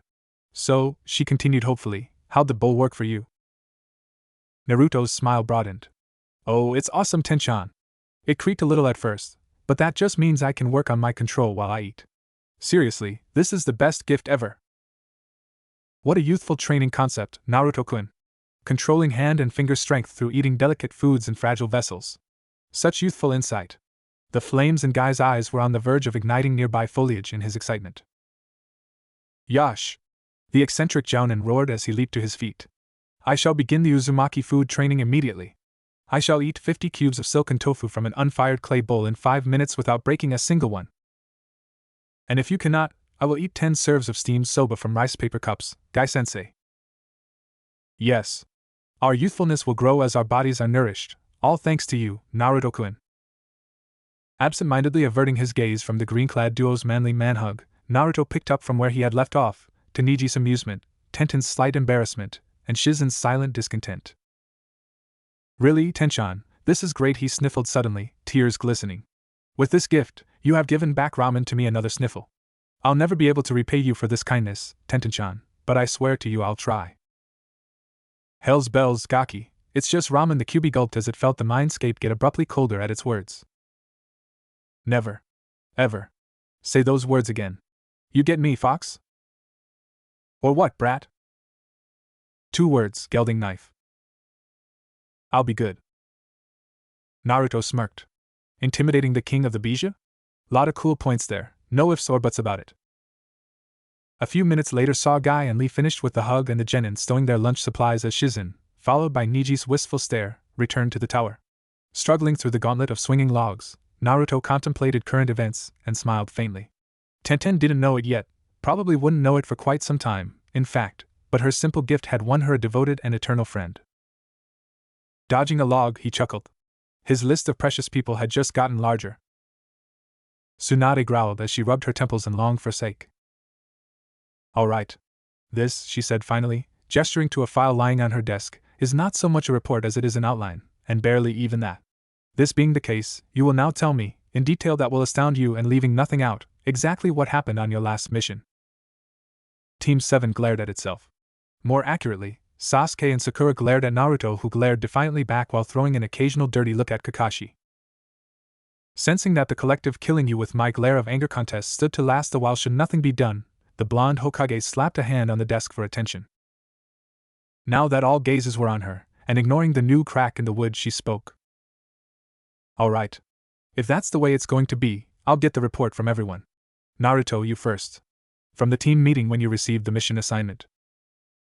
Recognizing her expression as a number 42, do as I say or experience unpowered flight, the blonde nodded sullenly. Okay. We were at the meeting, waiting for Kakashi-sensei. The combined forces of Kumo, Oto and Kusa could not dent Naruto's good mood this morning, much less the broodiness of one teammate and the shrillness of the other. Nope, Naruto's mood was far above such mundane threats to its existence. Why? Because of 2 very important events, the first being the long-awaited release of Kakashi-sensei from the tender mercies of Konoha Central, his bones having knit, his muscles having healed, and his eyes no longer seeing double. Well, apart from that rather cruel prank played by Kumi and Umi, identical twins working in the Moron's ward, but that was a tale for another time. The other, and rather more important, in Naruto's mind, event was that Guy-sensei had, at long last and after much grueling training and many, manly man hugs, pronounced his control sufficiently high to once again accept missions. As a result, Naruto's grin was on the verge of removing the top of his head. At last! Missions! Finally, Gamachan's poor empty tummy would swell once again. And so it was that Naruto sat, leaning against a post of the bridge that was their usual meeting place. Ignoring the grumbling of one teammate and the brooding of the other, he concentrated instead on twirling a pair of training spheres in each hand. For an exercise designed to improve dexterity and finger control, it was actually pretty soothing, he thought. Even the gentle, steady scrape of the steel was kinda nice. Knock it off, Baka. Although judging by the vein appearing on Sakura's forehead, this was a minority opinion. The clenched fist and initial flickers of the flames of female rage genjutsu were something of a giveaway as well. Fortunately for Sakura's knuckles and Naruto's skull, however, the puff of smoke heralding the arrival of their errant sensei served to draw the pinkhead's ire onto a safer target. Yo. You're late, was the snarled reply. You were supposed to be released yesterday. Yeah, about that. It seems I had a flare-up and they had to keep me another day. You mean you tried to grab Kumi-san's but on the way out and Umi-san kicked you in the balls, Kakashi-sensei? Oh yes, that's what I was after, thought Naruto at the shocked/surprised looks of his companions. Pay back. Ahahaha. You dash. How dash? Stuttered Kakashi, visible eye shocked. Shizen-ichan told me. Ah. Right, okay. She said you screamed like a 5-year-old girl? The mission is. How long did you need to keep the ice back on? 5 hours, wasn't it? The mission. Umi-san does kickboxing, you see, explained Naruto to his increasingly amused teammates, utterly ignoring the angry glower of his teacher. Naruto, shut up. Saw her kick through an inch of plywood once. Shut up. It's amazing Kakashi-sensei can walk at all, really. Demon head no jutsu. Naruto, shut up and listen. Hi. I'll have to thank Irika for teaching me that, thought the Scarecrow, taking a moment to collect himself. Right. Now that I have your attention, Naruto, I'll give you the details. We've been given a retrieval/escort mission to the castle of the Fire Daimyo in the capital and back. One of the nobles has died and left his clan library to Konoha. We will be collecting and bringing it back here. Okay, questions? It's not a jutsu library, is it, Kakashi-sensei? Queried Sakura with a frown. I didn't think civilians were allowed them. Good question. In fact, all the law forbids is the use of jutsu for civilians, not the ownership. Can't have a clan penalized just because they have no active ninja in their ranks, after all. No, it's a deliberate legal loophole. Anyway, it's not just a jutsu library, as it happens. It seems Takatadano was an inveterate bookworm. The library consists of checking the mission scroll, he continued. 830 volumes on pretty much every subject possible. We'll be using specialized sealing scrolls to transport them back. Risks? Ah, Sasuke. Master of the sullen, one-word question, thought Naruto with a small grimace. The usual bandits, with a slight risk of samurai from rival clans after the library? Nothing too worrisome. I've got a bad feeling about this. No more questions? Continued Kakashi. Okay then. Wait. Kakashi-sensei, what's the rank of this mission? Let it be a B rank, It's a C rank, Naruto. Why? The Jounin said with a confused look, wondering at the apprehension on the blonde genin's features. And no reason. Okay anyway. The lazy Jounin cast one final odd look at Naruto before turning back to the others. Gather supplies for a 7-day mission and meet back here in 1 hour. Dismissed. As the members of Team 7 departed for their homes, Naruto remained, pale and sweating. A C rank. Great. Better get my tools. And so, facing the terrible threat, I went forth. Naruto, shut up with the epic storyteller shtick, growled Tsunade. You've been hanging around with Jiraiya too much. Sasuke, your turn. Hi. Sakura and I arrived at the bridge at the same time. Naruto was already there. During their time as teammates, Sasuke and Sakura had come to accept the fact that Naruto was a little odd. The twin obsessions with ramen and orange, for example. His unusual verbal mannerisms. The frog theme he seemed to be developing. By and large, however, these eccentricities were fairly mild, at least when compared to some of the other ninja in the village, and thus, easily written off. The scene that greeted the two as they arrived at the meeting place, however, was sufficiently beyond the borders of normal that they could only stare in mute bewilderment. Their blonde teammate, clad in orange hooded robe, green bandana and tricorn hat, was kneeling at what looked to be a 2-level altar hastily constructed of fieldstone, and muttering to himself. To his right, a pot was suspended over a campfire, the multitude of empty ramen packets giving mute testimony as to its contents. Still muttering, and utterly ignoring his confused teammates, Naruto moved to the pot and began to stir, allowing the audience to note the 3 idols previously obscured by the robe. To the lower right was a stylized statue of a fox that Sakura recognized to be Inari. That's a bit of an odd choice. Inari's not too popular anymore. Not since the Kyuubi. To the lower left, a seated figure that seemed to have the head of an elephant. What kind of god has an elephant's head? Wondered Sasuke, with a frown. Well, that's got to be the strangest. No, I stand corrected. It was the 3rd idol that broke the Uchiha's conviction. Positioned above the first 2 and in the center of the altar, as though superior, was what looked like nothing so much as a clump of noodles and meatballs, a pair of eye stalks adding the perfect final touch of strangeness to an already odd scene. Only Naruto would worship a mess of noodles, the 2 watchers thought in unknowing unison. The reader should perhaps be given an explanation at this point. Naruto, due to his reputation and tenet, had never been welcome in the usual halls of spiritual learning during his formative years. As such, little Naruto, seeking as most do some manner of higher truth and being denied access to the mainstream, was driven to the more fringe-based faiths. Inari, once influential and now sadly faded in worship, was currently served by a single priest at a rundown shrine outside the village walls. Naruto had found the shrine while running from some moderately upset Anbiyu after a prank, involving water balloons, 3 rats and some applied geometry, and had been captivated by the stories of the priest, as well as the cheeky look on the face of the guardian fox statue. Lord Ganesha he had read about in an old scroll while painfully bored in Konoha's shinobi library. The notion of having the remover of obstacles on his side had, after a little thought, seemed a very good and useful thing. And then there was the last. He had learned about the flying spaghetti monster at the same time as Ganesha, in what he had initially thought was an ancient jutsu scroll, borrowed from the restricted section.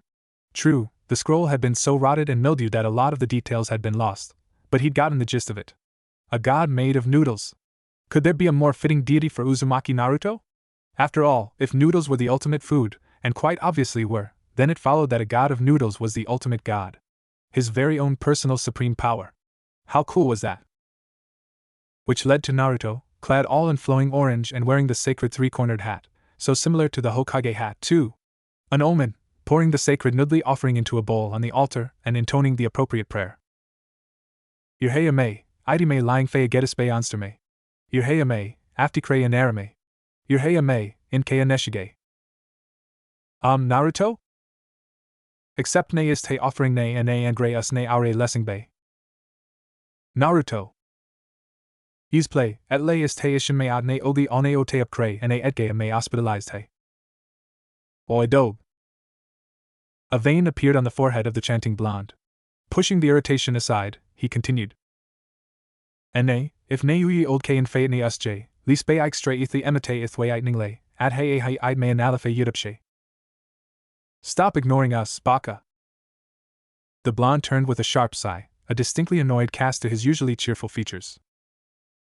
Sakura, I am doing this for your benefit as well as mine, so could you and the team leave me alone so I can concentrate? What are you doing here anyway, Do? Asked Sasuke, smoothly cutting off Sakura's potential tirade. Praying. Praying for what exactly? Stifling a groan and realizing the futility of trying to evade further questioning, Naruto turned and faced his comrades. Okay, fine. I am making an offering to Inari-sama, Ganesha, remover of obstacles and the flying spaghetti monster for protection on this mission. What the hell? As Sakura quietly wondered about the state of her teammates' spiritual, not to mention mental, health, the Uchiha frowned in confusion.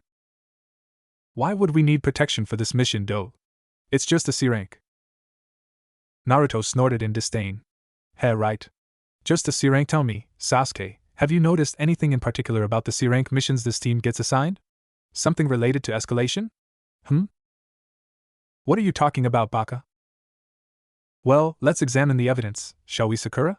C rank mission number 1, Zabuza, Haku, Gatsu, and the team being turned into a pincushion. C rank mission number 2, the Chunin exams, Orochimaru, Gaara, the invasion. C rank mission number 3, the mission to Snow, Chakra armor, Lost Princesses, me nearly drowning. C rank mission number 4, the Nat-2 incident. Both listeners shuddered at the memory, hints of green coming to their features. And most recently, continued the ranting blonde, unruffled at the discomfort of his audience, the escort mission that got me hit with a torture jutsu, my strength boosted to an insane level and my control shot all to hell. The C ranks this team takes are clearly cursed. This being the case, he growled, calming down a little from his near shouting of a moment ago, I am getting a little divine help to keep this mission from getting us, or rather me, killed. Now if you don't mind, he said, turning sharply back to the altar, I'd like to finish up here and get this mission over with. Okay? Silent nods were the only answer. Giving a short huff of satisfaction, Naruto went back to his chanting, not seeing the glances exchanged behind him. What the hell? I know. Weird. Tsunade made a note in Naruto's file to have a long and serious talk about his religious beliefs. Soon. Alright, enough. Kakashi, you're up. Casually tucking away his ubiquitous orange book, the scrawny jounin spoke in a lazy voice. When I arrived. An hour late. Quiet, Naruto. Naruto had finished up. I assigned him the task of carrying the sealing scrolls. We set off and made it to the capital 3 days later. Damn it, Hataki, details! Interrupted Tsunade with a snarl. Ma, it's all boring stuff anyway, Hokage-sama. Grrrr. Ano, I'll take over the report if you like, Hokage-sama. Still glowering at Kakashi, who had by now retrieved his book and was reading once more, Tsunade nonetheless cast a grateful nod to Sakura and settled back in her chair. We set off at a moderate run for the capital. Why the hell am I the pack mule? Grumbled Naruto.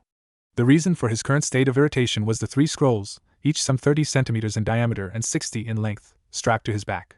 Sure, it wasn't as though the weight was really all that perceptible or anything, but it was the principle of the thing. 3 scrolls, 3 people.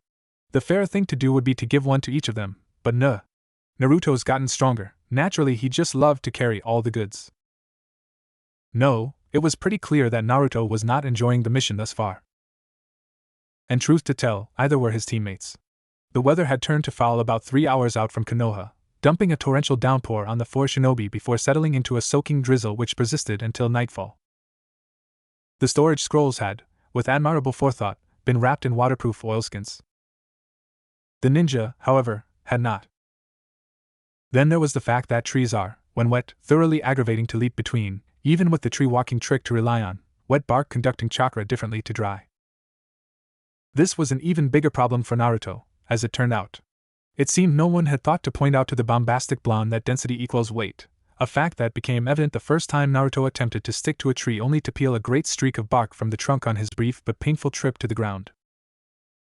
You had to admit, considered Sakura as Team 7 made for that night's safe house, Naruto had a surprisingly broad vocabulary for someone his age, at least in certain specific areas. Still, as entertaining as it was to listen to Naruto swear for 3 full minutes without once repeating himself, the grumbling with which he was currently filling the air was becoming more than somewhat annoying. As such, Sakura, being the most mature member of her team, in her view at least, responded accordingly. "Shut up, Baka." "Never mind." "I was wondering how long it'd take for one of them to snap," thought Kakashi, absent-mindedly disarming the pinkette of the tree branch she was enthusiastically swinging at the blonde. "That's enough, you two. Naruto, please stop complaining. Now. You are the strongest, so you carry the greatest load." The blonde powerhouse sulkily folded his arms, muttering something about forming a union. "Sakura, stop trying to concuss your teammate." Naruto's pout lessened slightly. "His skull's too tough to hurt, and you might damage the scrolls." Only to descend back into shadow. "Maybe I should start a support group. Underappreciated Ninja Anonymous. Those 2 gate guys could join, and Kankuro." So engrossed was Naruto in growling to himself and planning future workplace action that he very nearly overshot the rest point to which Kakashi had been leading them. Not that that was a hard thing to do, really. It was a ninja rest point, after all. In examining the architecture of a building, one can learn a great deal about the character and values of the culture or profession for which it was built. A samurai, trained in war and battle since youth, will, when considering a potential building, focus on certain things. How will I make this building defensible? He will ask. How will I arrange matters for it to provide both protection and strength of attack? Thus, the home of a samurai will, to a greater or lesser extent, generally dependent on the rank and status of the samurai in question, resemble a castle. Strong and tall exterior walls, oblique and confusing entry points, and at least one well-concealed emergency exit. Put simply, samurai will, given the option, basically treat their homes as a very large suit of armor. Ninja, however, have a very different attitude and set of design principles to a samurai. While known on occasion to wear armor, a ninja would generally far prefer not to be in the position of getting hit in the first place. As with the samurai, this attitude is borne out in shinobi architecture, an attitude that may be accurately summarized thus. They can't hit what they can't find. Make it plain and unassuming, the ninja will say. Make it dull, boring, and easy to ignore. Hell, make it flat out invisible. And incidentally, when it comes to giving a place that nice, homey feel, a few miscellaneous lethal and borderline lethal booby traps are always stylish, right? Which goes a long way towards explaining why Safe House 23, that evening's destination, was entirely underground, its entrance concealed among the gnarled roots of a 3-century tree and 3 layers of permanent genjutsu seals. The author feels Naruto can be forgiven for missing it, really.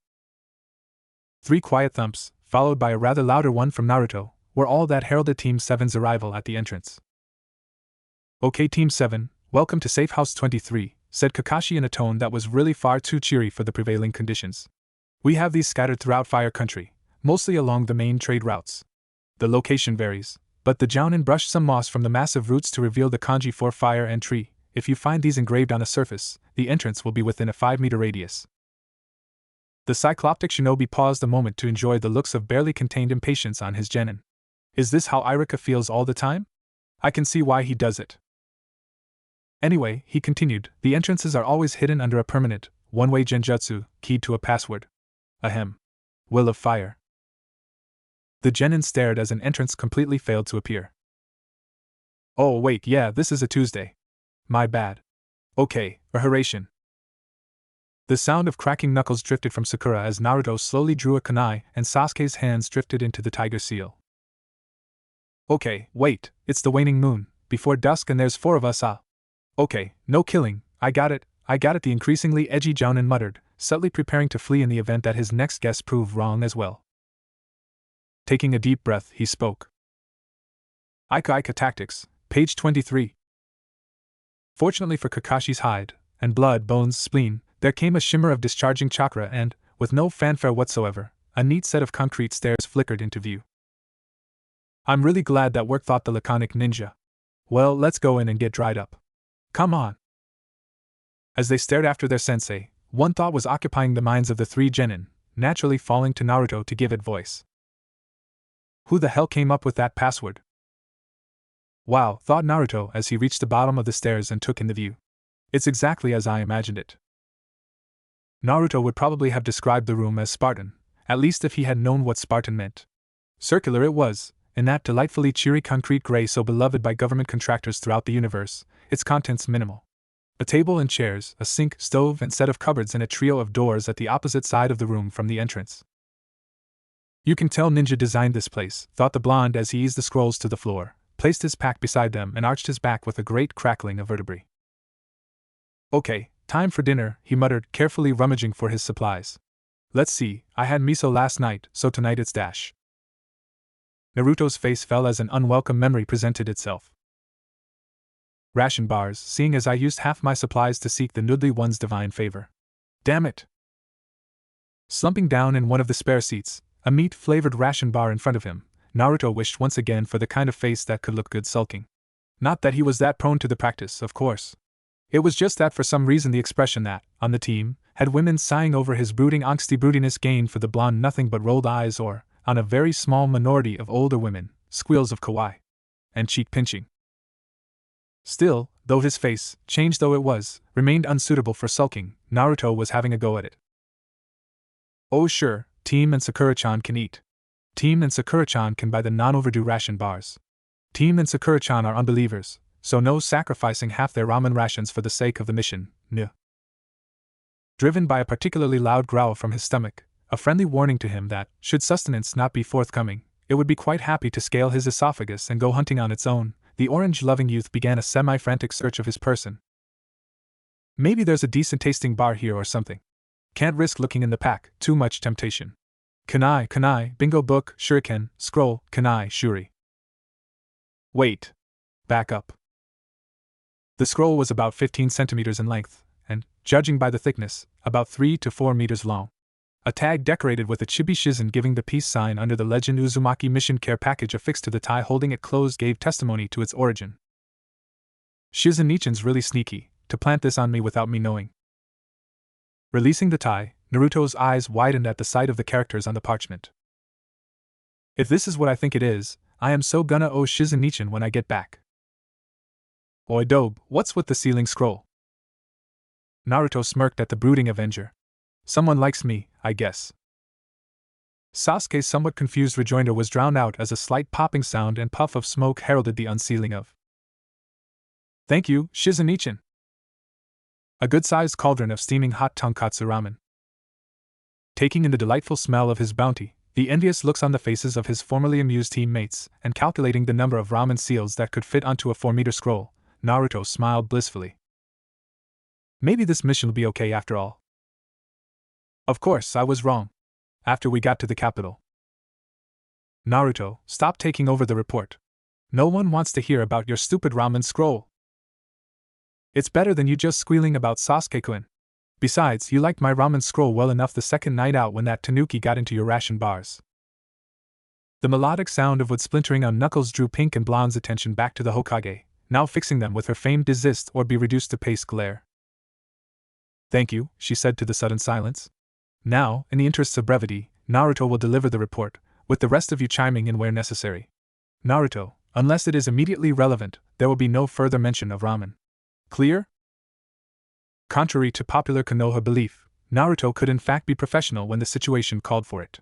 Judging by the expression on Tsunade-bachan's face, this was one of those times. Naruto stiffened to attention and continued. Okay. The rest of the trip to the capital was uneventful. When we arrived, however. Shouldn't the gates be open, Kakashi-sensei?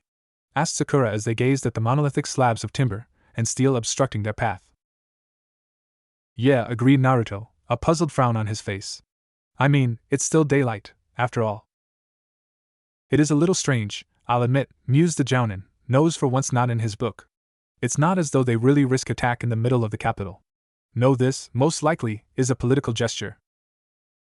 The uncomprehending looks cast at him by the three genin warmed his heart. At last, a chance to show why he was the sensei. Politics, he said, clearing his throat, is ultimately about power. Ninja have power, far beyond that of the average civilian, which, as a result, causes the average civilian to fear ninja. Nobles, however, are in a position where they are able to even the score, so to speak. In having the gates closed for our arrival, someone is basically telling us you are ninja, but I am above you. The silver-haired scarecrow eye smiled as understanding dawned on the faces of the two attentive genin. Hang on. He had 3 genin, not 2. Where was? Oh no.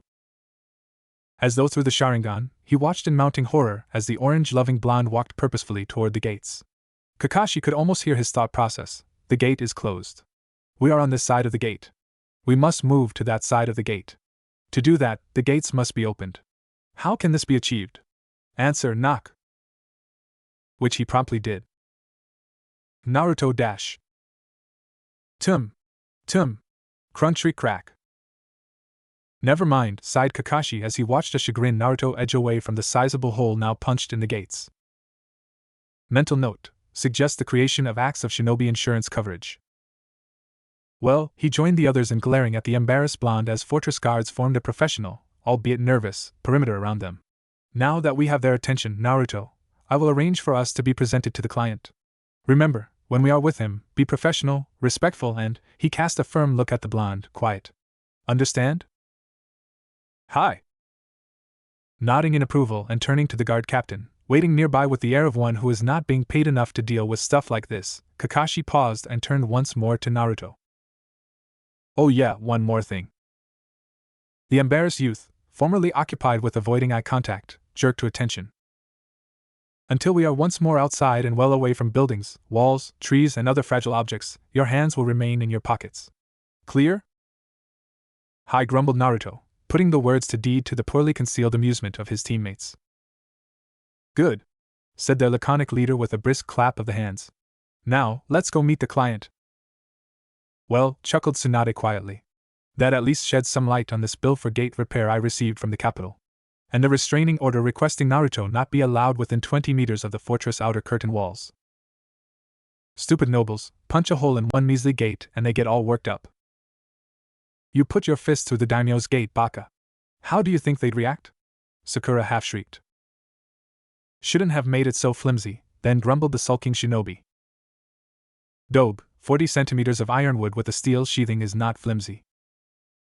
Wood was probably rotten. Anyway, interjected Tsunade, knowing in her bones that this would prove to be a 3-bottle report. Save the arguments for later, when I am not present, and continue. Hi Ba-chan, said Naruto, shaking off his sulk.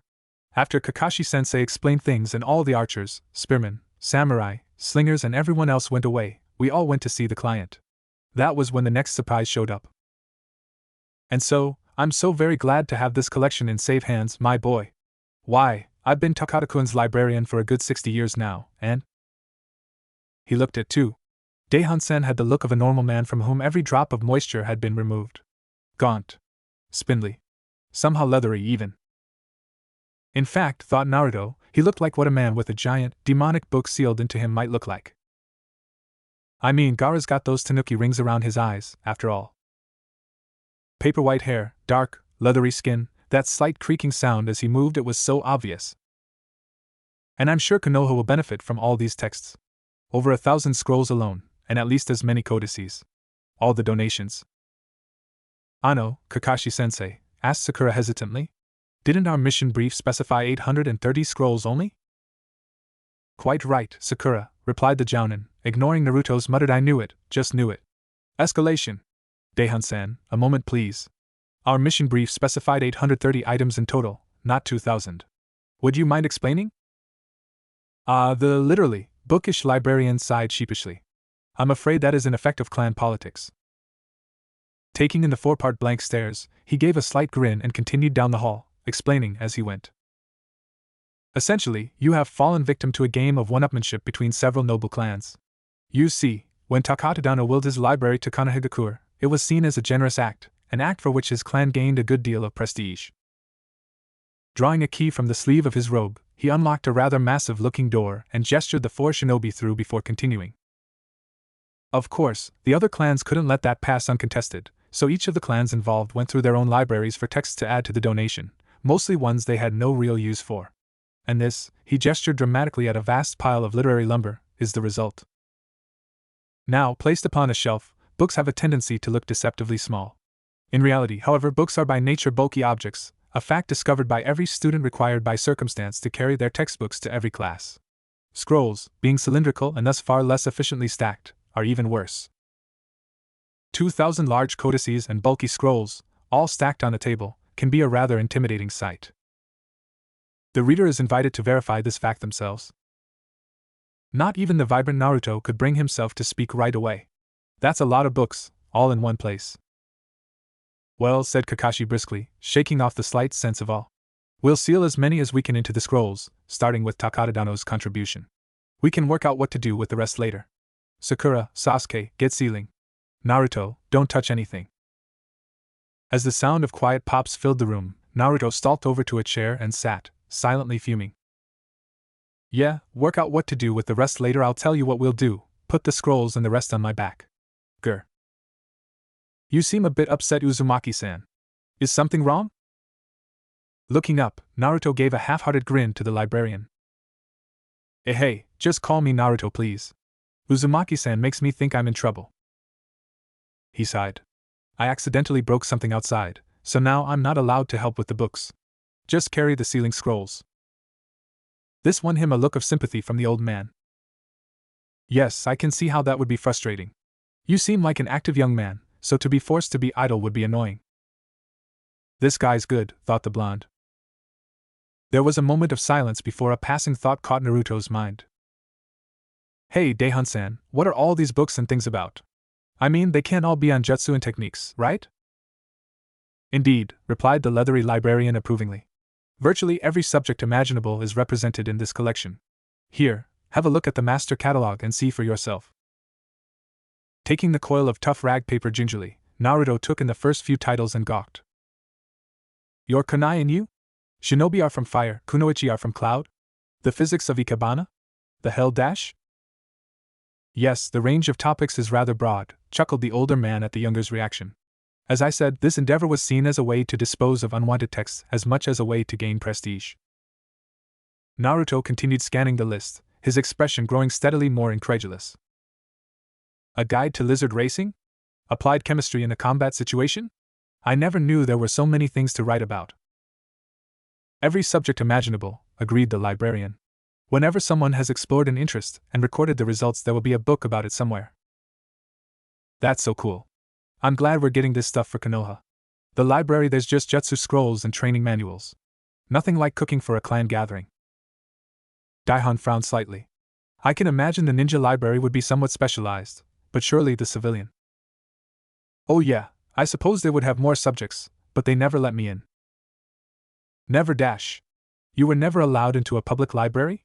Asked the man in what would, in a lesser mortal than a librarian, be called a growl. To refuse someone access to knowledge. Some librarians were going to have an extremely intimate encounter with a dating stamp if he ever made it to Konoha, Daihun decided. Still, that task, as pleasant as it would no doubt turn out to be, was for the future. Right now he had a tragically book-deprived youth to encourage. Attending once again to Naruto, still exclaiming at the titles on the master list, the gaunt bibliophile thought for a moment before a smile flickered over his features. So, Naruto-san, do you see anything of interest there? Oh yeah, definitely, exclaimed the blonde. This stuff sounds so cool. Well then, smirked the older man, I think I have a suggestion. Which reminds me, broke off the orange-clad shinobi, pulling a small green-wrapped scroll from a pocket and presenting it to the Hokage's surprised assistant. Here you go, Shizen-ichin. Thank you, Naruto-kun. What dash? Stammered the somewhat off-balance woman. A souvenir from the capital. I want it to be a surprise though, so don't unseal it yet, okay? A growl was heard over Shizen's mumbled agreement. Damn it, Naruto-kun, now the anticipation's going to kill me, as Sakura reached a conclusion not to her liking. Naruto, she said, her tone veritably dripping potential violence. Why does Shizen-san get a gift and not your own teammates? A look of innocent confusion appeared on his face as he answered. Well, you guys were at the capital too. If you wanted a souvenir, why didn't you get one yourself? Besides, he continued, his expression firming, I needed to replace Shizen-nichan for the ramen scroll. Tsunade had, by this time, discarded the cup in favor of drinking directly from the bottle, which she pressed into service as a makeshift gavel to divert the argument before it could take off. Naruto. Report. Remember? Okay. We got most of the books sealed and put the rest in my pack, at the cost of half my remaining ramen packets. Sado Vochi grumbling filled the air as Team 7 took to the trees through the deepening twilight. Surprisingly, and for perhaps the first time on the mission, said grumbling was not issuing from Naruto. True, the orange-clad powerhouse was not exactly thrilled at having to abandon even more of his holy noodly ambrosia, but that dismay was balanced by several factors. First, due to his pack being filled with books and scrolls, Sakura and the team were finally pulling their weight, each laboring under the weight of a sealing scroll. Granted, it wasn't as though he'd really noticed the weight, and he was still carrying the third, but if he could be forced to sacrifice his ramen to mission escalation, then his teammates could carry some scrolls. Second was the fact that, after a hurried conversation with the majordomo and the captain of the palace guards, Kakashi-sensei had announced that Team 7 was heading back to Konoha today. Sure, being basically sent to your room after breaking something was a little uncool, but the way he saw it, less time spent on a deadly C-rank mission meant less time in which escalation could get him, Naruto, hurt or killed. Of course, getting back to Tenten-chan, Shizen-nichan, Lee, Niji and Gai-sensei was cool as well. Training. Yash. Naruto, what did I tell you about emulating Gai too much? That it would stunt my growth, make me go blind, inhibit my social development, and make you compulsively punch me into the wall. That's right. Keep that in mind as you continue. Naturally, it was then that the first arrow fell. Take cover! Barked Kakashi as Team 7 leaped into the canopy, to the dismay of the platoon of black-armored samurai, only now emerging from concealment. Though he still had yet to memorize all the ninja rules, Naruto could recall standard battle tactics quite well. Doctrine stated that the first order of business in this particular situation was to locate the rest of his team. When under mass missile attack, Cell is to take individual cover, thereby dispersing potential targets, and plan from there. Okay, chakra signatures, there's Sakura, that's the team, and Kakashi-sensei. Which means that those other two are. Oh. Forming a pair of shadow clones as decoys, the blonde bookmobile took once again to the trees, his course taking him back to his team. And almost directly onto an exploding tag, only its telltale hissing and his new reflexes saving him from a severe charring. Riding the adrenaline, not to mention the shockwave, he redoubled his speed through the trees, Sasuke and Sakura appearing to his left as the foliage thinned. What did I tell you? Huh. Escalation. Samurai, ninja, explosions. Just a typical C-rank. Naruto, calm down, said a newly sunshined Kakashi firmly. Report. At least 2 strong chakra signatures and approximately 30 samurai, replied Sasuke. All mostly mid-level, I'd say. They can only be after the library, stated Kakashi, lazy attitude gone.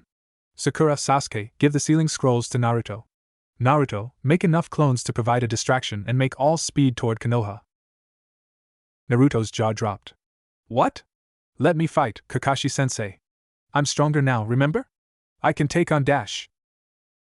Naruto, this is not a request, barked the silver-haired jounin. It is a direct order from your commanding officer. Take the cargo and head for Konoha. Now!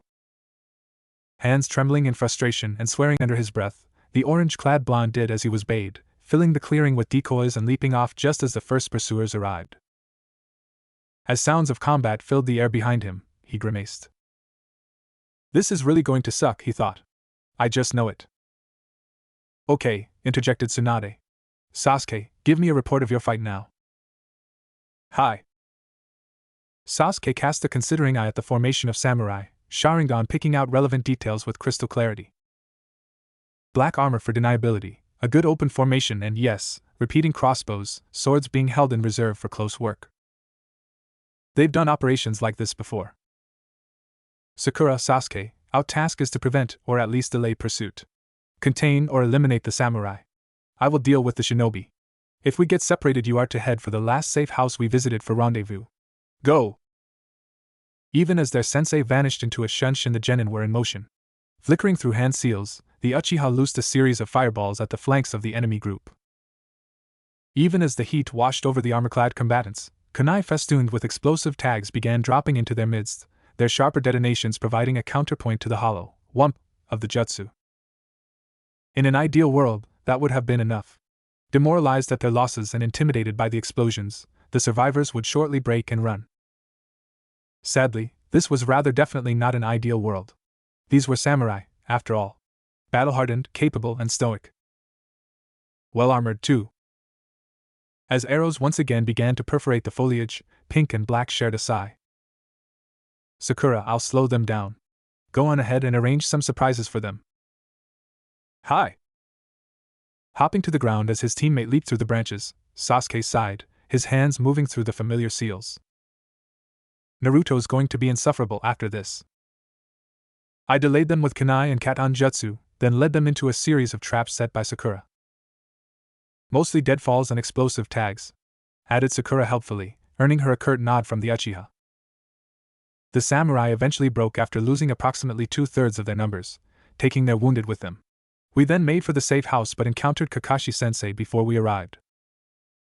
And on that note, it's now Kakashi's turn, interjected Tsunade. In detail, Kakashi? Hi. Well, thought Kakashi as he faced off with his opponent. This is troublesome. Just hand over the library, copycat, and all will be well. Ma, I'm afraid I can't do that, Shinobi-san, replied Kakashi. How about this, though? You and your partner leave us in peace and we won't have to fight to the death. Okay? A moment of silence passed as the two subtly maneuvered for position. Huh. No village Hatayid I see. Clan retainer? The shinobi, tentatively identified by now as a man, drew a kunai in each fist and took up a relaxed ready stance. Well judged, copycat. I would give you my name, that whole pre-fight dialogue thing and all, but that would rather defeat the point of being an anonymous agent, now wouldn't it? You understand. Of course, came Kakashi's unnervingly cheery answer. So, now that we have the banter and veiled threats out of the way, shall we fight? I really need to catch up to my team. The response was a spray of flung kunai and shuriken as the dark-clad figure faded from view. Oh, I hate that hiding in the shadows technique, thought the Cyclops, absently dodging the projectiles and leaping into the overhanging branches. This was obviously one of the old-style shinobi, he thought, straining his senses. Well, first things first. Let's find ourselves a ninja. You don't mind if I do that I can read your mind gimmick you like, do you? Came a polite yet mocking voice from his left. It's just that I don't get the chance to do the whole battle banter thing very often, what with being the silent killer in the shadows, you know. If you must, replied Kakashi as he ducked yet another kunai. Thank you. So right now, you've noticed that you can't track me by sound or sight, and the speed at which we are moving makes smell ineffective as well, so you're trying to track my chakra signature. Am I right? Is it that annoying when I use that trick? Thought Kakashi, contorting himself into some rather improbable positions to avoid the seemingly endless projectiles. Yes, copycat it is. What the hell? Never mind. Just find the signature. Kakashi's eyes widened. Nothing at all. What the hell? Oh, very clever. My congratulations, Shinobi-san. That jutsu is a masterpiece. This time, the voice came from above and held a distinct tone of smugness. Like it? I knew the drawback to concealment techniques is hiding too well, so. You blended your chakra with the ambient field like a chameleon on a leaf. I did wonder why you were restricting yourself to tools only. Kakashi could hear the smug grin this time. Yes, the hiding in places technique is a little delicate, but it's not as though I need jutsu to kill, after all. The statement was punctuated by a veritable hail of pointed metal, coming on eccentric trajectories. Swearing, the former Anbu-shun shined onto an open branch as the storm of steel reduced his former perch to powder. A flicker in his peripheral vision was all the warning he received before a crossbow bolt embedded itself in his shoulder. Leaping away with a cry of hidden miss technique, the copycat ninja filled the area with obscuring fog as he made a tactical retreat. Not good. How the hell did he track my Shunshin? Either he's faster than hell, or… Ah. What's wrong, copycat? Feeling a little sting? Actually, replied Kakashi, his usual bored tone restored, I just thought it was time to shed a little light on this scene. Grand fireball technique. A startled exclamation told Kakashi his hunch as to the direction of his elusive foe had been good. Slapping a patch over the, thankfully minor, wound on his shoulder, the gaunt ninja began another set of seals even as the other shinobi spoke again. Close, copycat, but close isn't good enough. You can't find me and you can't hit me. Give up. Cutting leaf hurricane. Kakashi was quite sure he heard a startled shit, as a cloud of razor-edged, chakra-infused leaves filled the air. I really love my job sometimes, he thought as he readied yet another jutsu. There was no mistaking the annoyance this time. What are you thinking to accomplish here exactly? These area effect jutsu of yours are, at best, a distraction. You will run out of chakra eventually, and I will kill you. And incidentally, the tone grew slightly spiteful, your chakra control is pathetic. The amount of chakra you're wasting with those jutsu is ridiculous. Ma, no need to be insulting, Shinobi-san. I'm just a little out of practice, I suppose. Oh yes, lightning tornado technique. Closing his eyes against the actintic blaze of ravening electricity, Kakashi felt a warm glow of satisfaction at the girlish squeal of pain from his still-hidden foe. Yep, that should about do it. That is it. The humor had completely left the voice, replaced with a quite noticeable amount of killing intent. You die now. Okay, track the ripples in the chakra field. Track the ripples. There. Spinning as though in slow motion, he blocked the kunai with a gauntlet plate, dodged another, drew back his own and prepared to throw. And was knocked violently from his feet as an almost visible shockwave of chakra blasted through the trees. Shaking off the tingling of his limbs and blinking spots from his Sharingan, the genius Jounin staggered to his feet and looked around, only to spot the gently smoldering body of his former opponent a few meters away. But I was about to defeat him in a brilliant yet ironic way. He grumbled for a moment, before gazing sullenly in the direction from which the pulse had come. Somehow, I just know Naruto is behind this. There was silence for a moment as Tsunade took in the slight twitching of the silver-haired Jounin, before sighing. Alright Hitaki, tell us what your brilliant yet ironic plan was. Then explain what actually happened. Thank you, Hokage-sama. Kakashi cleared his throat then spoke in a lecturing tone. As you know, hiding jutsu are typically flawed, in that they either fail to hide one's chakra signature or hide it too well. Like a moving spot of silence, right Kakashi-sensei? Asked Sakura curiously. Correct, he said, favoring the pinkette with an approving look. Virtually everywhere you go there will be ambient chakra released in trace amounts from living things. Usually a human chakra signature will be stronger than this field and will thus stand out, but suppressing your chakra too well will create a void, which is only slightly less noticeable. This is less of a problem against civilians, of course, he continued with a dismissive wave of the hand. Against Chunin and above, however, it's better to rely on other methods of concealment. Kakashi. Get to the point. Growled the blonde Hokage, inadvertently summing up the feelings of the three genin as well. Hi. Now, this shinobi was very clever. Instead of hiding his chakra, he tuned it to the level of the ambient chakra field. Blending in, essentially. So, that's why he wasn't using jutsu? Asked Naruto, somewhat pleased that he was able to follow the explanation. For now, at least. Correct, Kakashi nodded. A jutsu would not only take too much concentration to maintain, the pulse caused as it activated would have disrupted the stealth jutsu as well. Thus, he stuck to physical attacks, launched from perfect concealment. Okay, Kakashi-sensei, but what was your plan? Asked Sakura, the slight twitching of her eyebrow hinting at her rapidly shortening temper. Genin these days, no patience at all. What I was planning was to take advantage of the fact that, to blend in with the ambient chakra, they would have needed to absorb the ambient chakra, at least a little. I deliberately lowered my control as I used the area effect jutsu to flood the area with residual chakra, then looked for abnormal eddies within it. I would then draw him in close and eliminate him. Okay, drawled Naruto. So what did happen? Oh. Well, because of the jutsu, the shinobi had been forced to absorb and emit greater and greater amounts of chakra to blend in. When the pulse hit, the massive chakra surge overloaded his chakra coils and essentially fried him from the inside. There was that much chakra? Cool. Naruto brightened from his formerly thoughtful look. And on that note, said Tsunade with a sigh, we come back to you, Naruto. You had something to do with the shockwave, I take it? Not directly, said Naruto, rubbing the back of his head sheepishly. See, I was heading for Konoha. The orange fighters flickered through the trees almost silently, only the occasional crack of bark or rustle of leaves giving testament to their passing. Ordinarily only too happy to voice his discontent, Naruto was still enough of a ninja to recognize that now was really not the time. He was being pursued, he could tell. The chakra signature had faded, but the occasional flickers in his peripheral vision and the prickling on the back of his neck were quite clear. Okay, he's either waiting for me to run into a trap, waiting for his friend to catch up, or… Naruto had been expecting pursuit, and had thus deployed his clones largely to the rear, with only a few in front. This being the case, he had only a very brief warning that, yes, option number 1 was coming true before the spiderweb of ninja wire tightened around him. Damn it! 50 clones and I'm the one to get caught.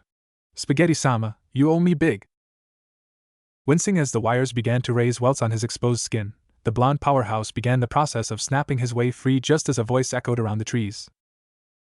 You must be very strong to break my wires with such ease, Orange Leaf. I'll have to have a word with the manufacturers. Does every ninja but me know the speaking from everywhere at once trick? Naruto grumbled mentally as he moved into a defensive stance. So, he called, annoyance evident in his tone. Is this the part where you threaten my life unless I hand over the cargo? Actually, I thought I'd just incapacitate you and take them. Sorry. I take it you've been in that situation before? Yeah, once or twice, growled the blonde, cracking his neck and forming an almost instinctive cross-shaped hand seal. A puff of smoke later and 50 more clones reinforced those already present. Hiding among Bunshin, eh? That would be a good move, Leaf, if I didn't have a counter. Disruption technique. It would be hard to say which of the two was more surprised as the chakra patterns of 100 Kage Bunshin unraveled all at once. Naruto, hit with the backlash of the disintegrating clones and the shock at having his primary combat technique so easily neutralized, or the shinobi at the tsunami of chakra that arose as the clones evaporated. What the hell? Simple Bunshin shouldn't release that much chakra, muttered the shinobi, staggering to her feet to glare at the single remaining spot of orange. Those must have been Kage Bunshin, but to make so many, so casually. Clearly, the blonde was more of a threat than initial assessments had indicated. Where did you learn those words, though? Shut up, team. Not good, thought Naruto, fighting down the weird feeling of being in 100 places at once. His head still swimming, he cast a look at his opponent. Okay, from the looks of it she's been shocked a bit too. Naruto made a tactical decision. This kunoichi had managed to wipe out his entire fighting force in one move. Granted, she'd caught some backlash, but it was still a very troublesome situation. To stay here would mean combat, clearly. Since he didn't really have any combat jutsu, it would be down to taijutsu, at least on his part. Sure, if he caught her it would be over, but he just knew this was one of those sneaky, kill-you-from-a-distance shinobi. An evil Tenten-chan, if you will. A fight might damage the library, too. Decision made, the blonde took to his heels. Darting through the trees at the highest speed possible, he grinned as he heard a curse from behind him. The grin vanished a moment later as, for the second time in 5 minutes, he found himself in a cocoon of ninja wire. There was a shout of web of the lightning spider technique, and the world got very, very painful. And that's when they captured the library? Naruto nodded sheepishly. Yeah, I think I got knocked out. When I woke up, Sakura was hitting me. He was still smoldering when we reached him, Hokage-sama. It was actually rather amusing to see. The steely glare cast at him by his leader informed the silver-haired jounin that this was not, in fact, the case. Mentally shrugging, he went on. Having woken Naruto with a stick, I deployed my summoned dogs and we went in pursuit. The shinobi was quite skilled at covering their traces, but between the ninhounds and their being weighed down, it was relatively easy. Unless anything of great relevance happened during the chase, skip to when you found them, Kakashi. Hi. We eventually arrived at the castle of a lesser regional lord after one day's pursuit. We were initially concerned about the location of the library when Naruto gave us a piece of good news. The goods are in the main treasure vault in the basement of the castle, Kakashi-sensei, the blonde said with a smile. How would you know that, though? Quipped Sasuke with a slight sneer. Well, team, when the ninja lady killed all my clones, I got a feeling like I was in 100 places at once, like I got the clones' memories, you know? So I planted a henge clone in my pack for some security. It just dispelled and I got the memories of the way to the scrolls. Kaigabunshin are so cool. Arms folded and eyes closed in satisfaction, it took a moment for Naruto to notice the shocked silence. Opening his eyes, he noted his teammates and Sensei casting him a look similar to that cast at a cat singing opera. What? Visibly shaking himself, Kakashi broke through his shock. Okay, here's the plan. Naruto, you will guide Sasuke and Sakura to the scrolls. Once they are retrieved, Naruto is to create a distraction while you withdraw and meet back here. I will deal with any shinobi there may be. Clear? Smiling at the trio of nods, Kakashi stood. Right. Team 7, move out. Oh yes, he continued, a thought occurring. Naruto. Hi. That hands in your pockets rule? Forget it. Hi. Kakashi groaned Tsunade in a tone of great disappointment. I know. I should have known better, but heat of the moment and all. Alright, the blonde leader groaned, pulling a bag of aspirin, labeled in case of Naruto, from her desk. I have a feeling I know how this is going to go, but continue. Sasuke. Hi. Astonishingly, we didn't get lost as we followed Naruto into the castle. Hey. When we got to the treasure vault, however, there was a problem. It was just typical, thought Sasuke. You make it through a castle teeming with samurai, civilians, and other discovery risks unseen and undetected. You avoid any number of traps and alarms. You finally locate the object stolen from you, and all seems good. And then you discover that the object stolen from you lies behind the most robust and intimidating vault door imaginable. Sasuke was beginning to sympathize with Naruto's fear of C-ranks, to be honest. Naruto, he growled. How did your clone manage to miss the giant, steel, multiple combination lock-sealed vault door? Yeet. Oops. Catching Sakura's fist midway through its interception course with Naruto's skull, Sasuke leveled a glare at the blonde. We are currently in the middle of a mission, he stated calmly in a tone of liquid nitrogen, so we will delay your beating until afterwards. For now, we need to get this vault open. Suggestions, Sakura? Well, there are 3 separate combination locks, so guessing the sequence or cracking the lock is out, and any jutsu that might break the door would probably destroy the contents. Which leaves. Sasuke could feel his heart sink as the realization dawned. A glance at Sakura's expression told him that she felt the same. Naruto, on the other hand, was radiating such an aura of good cheer that he was practically casting shadows. Cracking his knuckles, the blonde silently formed 5 clones, all beaming as well, and approached the door with a purposeful tread. Sasuke sighed. How did it come to this? Okay. Before you try Naruto, remember that it will be alarmed. You open the door, we grab the library and we go. Also, he broke off, struggling to force the words past the lump in his throat. You are in charge of providing the distraction. This poor castle, he thought as he took in the look of unrestrained glee worn by Naruto and his clones alike as they took a firm grip on the edges of the door. Kakashi-sensei, forgive me for what I must do. Drawing Sakura further down the corridor, he steeled himself and spoke. Naruto. Now. There was a grunt as the orange gang took up the strain, then a moment of silence. After several seconds, just as Sasuke was about to speak, there was a faint twang, then a groaning shriek of tortured metal as the 60-centimeter thick disc of steel was torn from its moorings. Well, are you gonna get the library or not, team?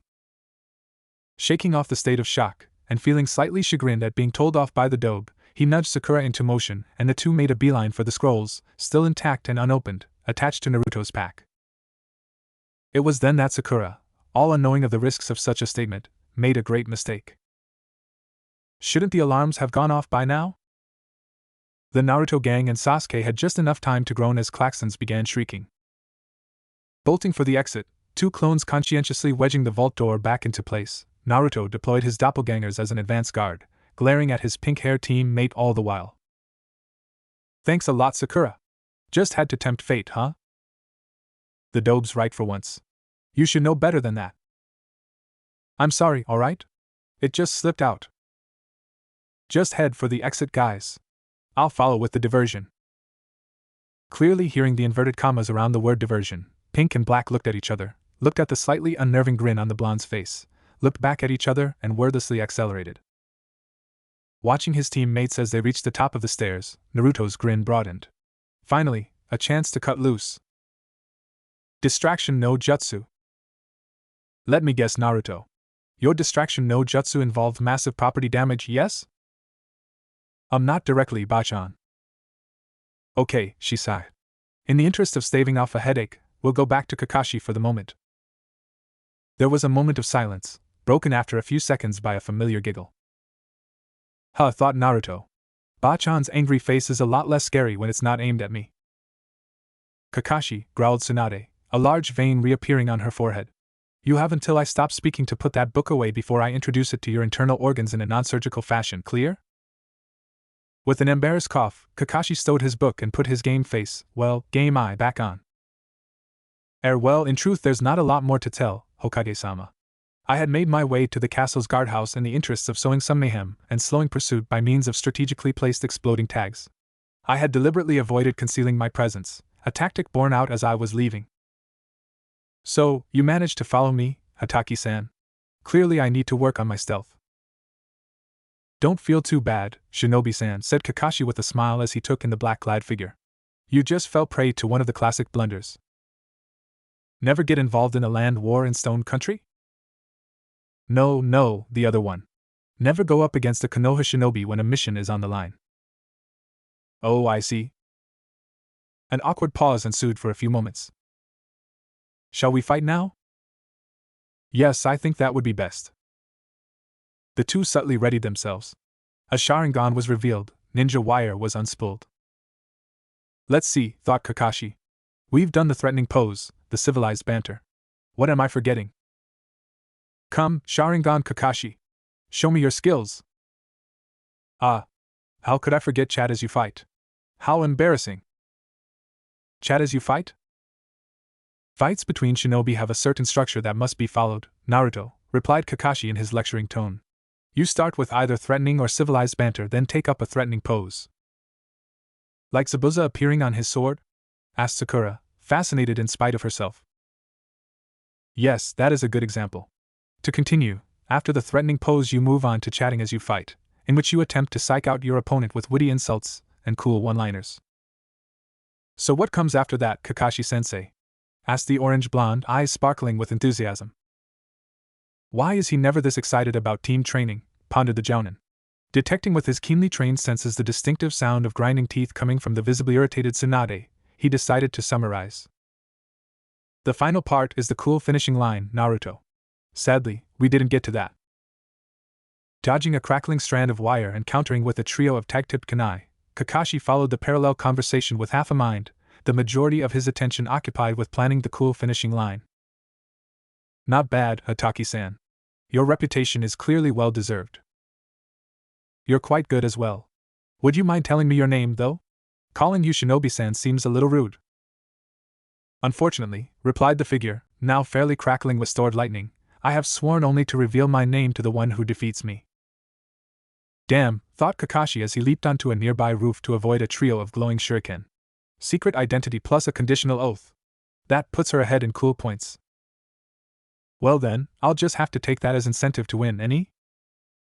There was a moment of stillness as the combatants paused, each taking stock of the other. Are you coming on to me, Hataki-san? Years of ANBU training and sheer mental discipline allowed Kakashi to resist the urge to face fault, but it was a near thing.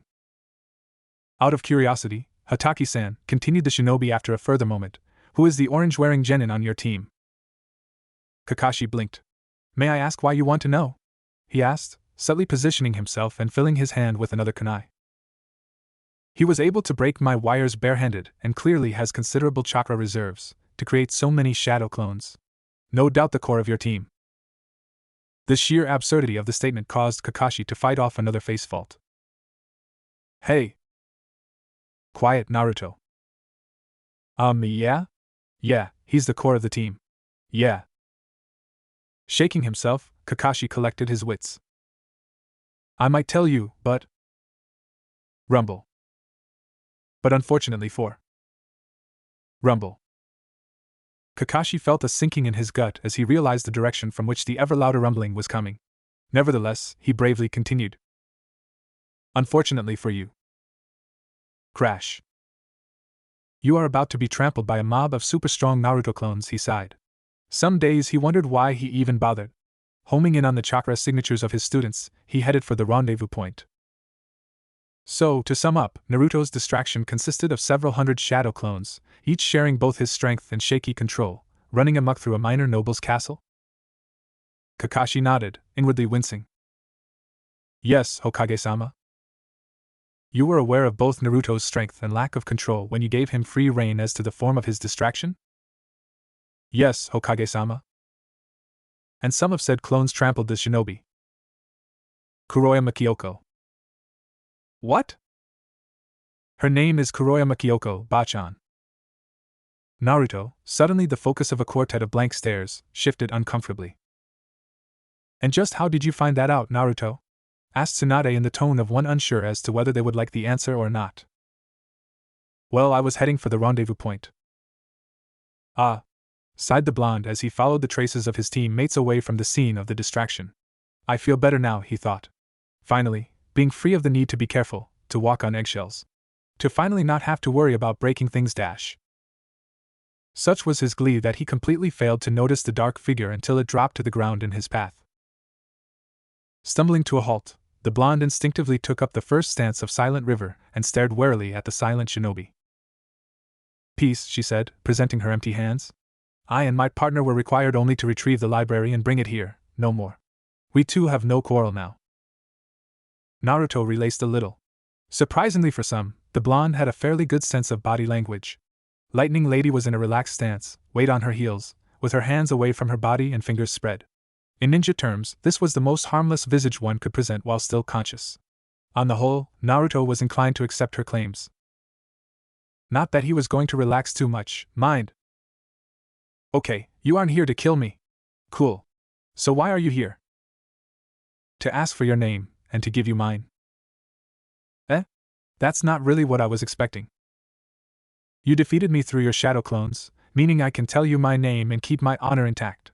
I ask that you tell me yours in return, however. This is a little weird, thought Naruto. May as well go the whole hog, though. Okay. I'm Uzumaki Naruto, future Hokage of Konohagakure. Remember it. And I am Kuroyama Kyoko. An interesting goal, Uzumaki-san. I have a feeling you will be successful. Somehow, Naruto could sense the smile beneath the kunoichi's mask and gave his famous fox grin in return. Even his enemies were recognizing his greatness. Cool. The sound of falling roof tiles and masonry broke the moment, and Kyoko took a pace back. Unfortunately, I must be going now. Look me up when next you come to the capital. I'll be following your career with great interest. Yeah, you too. A chuckle was his only answer as the kunoichi faded from view. A moment later and Naruto was alone. Oh yes, one more thing. Wah. You should learn about wire use, Uzumaki-san. It can be very useful. Okay, goodbye. Trying to quiet the startled thundering of his heart, Naruto nonetheless clambered back to his feet and once more set off for the meeting point. I have got to learn that vanishing trick. And then the castle fell down. The sound Tsunade made at that was difficult to identify, coming midway between an exasperated sigh and a groan. Okay. Great. Naruto has a civilized chat with an enemy kunoichi. Par for the course. Gra. Team 7, along with Shizen, took a slow step back as their exasperated Hokage struggled to control herself. Alright, she said with a long-suffering sigh. Did anything else happen? Earthquake? Forest fire? Meteorite shower? Giant space monkeys? No. Just an easy run back to Konoha. The cargo is in the library vaults right now. A gut-wrenching sigh was the Hokage's response. Okay. Because of the C rank, Naruto now has a restraining order in place against him. 30 hectares of forest and 1 castle have been laid waste. A potential diplomatic nightmare may have arisen and a potentially hostile private ninja knows Naruto's name, appearance and village. The blonde brawler paused, drawing a deep breath. It is only the fact that these events could not reasonably be anticipated or predicted, along with the fact that you retrieved the cargo, that I am not suspending all of you indefinitely. As it is, her voice firmed, her eyes fairly blazing with resolve, in the interests of public safety, the security of Konoha and my continued sanity, I am making the following decrees. First, Naruto. You are now assigned to a minimum of 1 month's intensive control training with Team Guy. Kakashi's eye widened in sympathy, knowing exactly what Guy would view as intensive. Rest in peace, Naruto. Second, Tsunade continued, unaware of Kakashi's inner horror. Team 7 is, as of this moment, banned from all further C-rank missions. Yes. Naruto was tackled to the ground in mid-glomp, his paean of thanks not fading or slowing in the least for the three bodies weighing him down. Thank you, thank you, thank you. Yes. No more C-ranks. Nice, safe, B's and A's. Yada. There's something very wrong with this kid, was a thought unknowingly shared by the adults present as the blonde gently shook off the restraining bodies and climbed back to his feet. Visibly restraining his emotions, the spiky demon container fumbled in his belt pouch for a moment before gingerly retrieving a small sealing scroll. Gently placing it on the now somewhat confused Hokage's desk, he gave her an embarrassed smile. I was saving this for your birthday, Bachan, but since you've saved me from a painful, stabby fate, I figure I'll give it to you now. Open it later, okay? Grinning broadly at Tsunade's slightly bewildered nod, and causing Shizen to once again struggle against her squeeze/glomp instincts, Naruto stepped back in line with his teammates. Cursed anticipation, growled the blonde Hokage mentally. Okay, let's speed up the report so I can unseal this. Alright, she said, her tone businesslike once more. This about fills in all the gaps left in your initial report. Team 7 is on mission leave for 1 month, minimum, or as long as Naruto's supplementary training lasts. Individual and D-rank missions will be available after 1 week. Dismissed. Oh, hold on a moment, Naruto. Headed for the door, the blonde in question turned, only to neatly field what he noted to be a bingo book. Looking up, he cast a confused look at his Hokage. It seems your distraction attracted a little notice, Naruto. That was sent in by an agent in Hidden Stone. A grim chuckle escaped her at the look of dawning comprehension on her surrogate little brother's face. You might want to check page 32. Struggling to keep a straight face, she cackled inwardly at the sound of flipping pages. Come on, Naruto, read the list of nicknames. Read the nicknames. All across Konoha, dogs howled, cats hissed, and birds blasted into the air. People stood frozen in shock as the shriek of outrage echoed throughout the village. Konoha's wrecking ball? We should get you a weapon, Naruto-kun. Said Blonde looked up from his lunch, onigiri and pickles, thoughtfully supplied by an oddly smug Shizen, in spite of his protests that it wasn't necessary, with a quizzical expression. Why's that, Tenchan? I've still got a lot of kunai and shuriken. Kunai are all well and good as missile weapons and as a general tool, she replied in a lecturing tone, but they don't take proper advantage of your strength and speed. Besides, there's nothing nicer than having a special weapon of your very own. This is true, Naruto-kun, added Guy from his seat against a nearby tree. The right tool can allow your youthful flames to flare even brighter. Really? Huh. What weapon do you use, Guy-sensei? I prefer to use Goken in combat, as you know. The great green beast replied. But when facing extremely unyouthful foes I will make use of nunchaku. Anyway, said Tenten, briskly drawing the conversation back. We need to get you a weapon, and you still haven't been by to visit the shop like you promised. In fact, she trailed off as she glanced sharply at the blonde, ignoring the suddenly pale faces of her teammates. Yes. Yes, I think it's time. Time for what, Tenchan? Twinkle's senses tingling. The bun-haired girl's grin had a slightly manic quality as she replied. Time for another of Higurashi Tenten-sensei's amazing ninja makeovers. Yash. Niji, Lee, let us enjoy a youthful race around Konoha, my cute students. Yes, a jog to aid our youthful digestion. Come, Niji-kun, let us go. Now. What was that all about? Wondered Shizen as the trio of dust trails gently drifted in the breeze. Tenten shrugged. Not sure. They've been like that ever since I tried to set Lee up with a pair of cesta. Honestly, it's not as though his eyebrows didn't grow back, after all. She's scaring me, Gaki. Suck it up, tailboy. Anyway, Tenten shook off her reverie and fixed the blonde with a bright smile. Let's go and get you sorted out. Well. Okay, Tenten, time to sweeten the deal. Tell you what, Naruto-kun. If you don't like the results of the makeover, I won't charge you for the weapon, how's that? Okay, deal.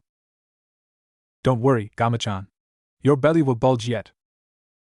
As the two headed off for the Higurashi residence, Shizen having reluctantly departed for the tower with a parting glare for the brunette when Naruto had been distracted, their mood was mixed.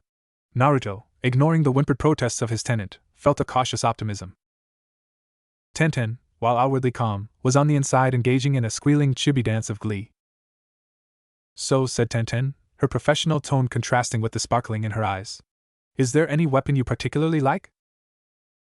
Naruto considered. He had resigned himself to the fact that, now that Tenten had gotten her hands on his gear and garb, he would indeed be paying for the weapon. It transpired that Tenten's parents owned the largest shinobi outfitters in the village, with a correspondingly large selection of merchandise. As a result, Naruto now found himself the proud owner of a complete set of good quality field equipment, a pack, several spools of high-tensile ninja wire, and an instruction manual on its use. He'd taken Kuroyama-san's advice, and a newly updated set of bingo books.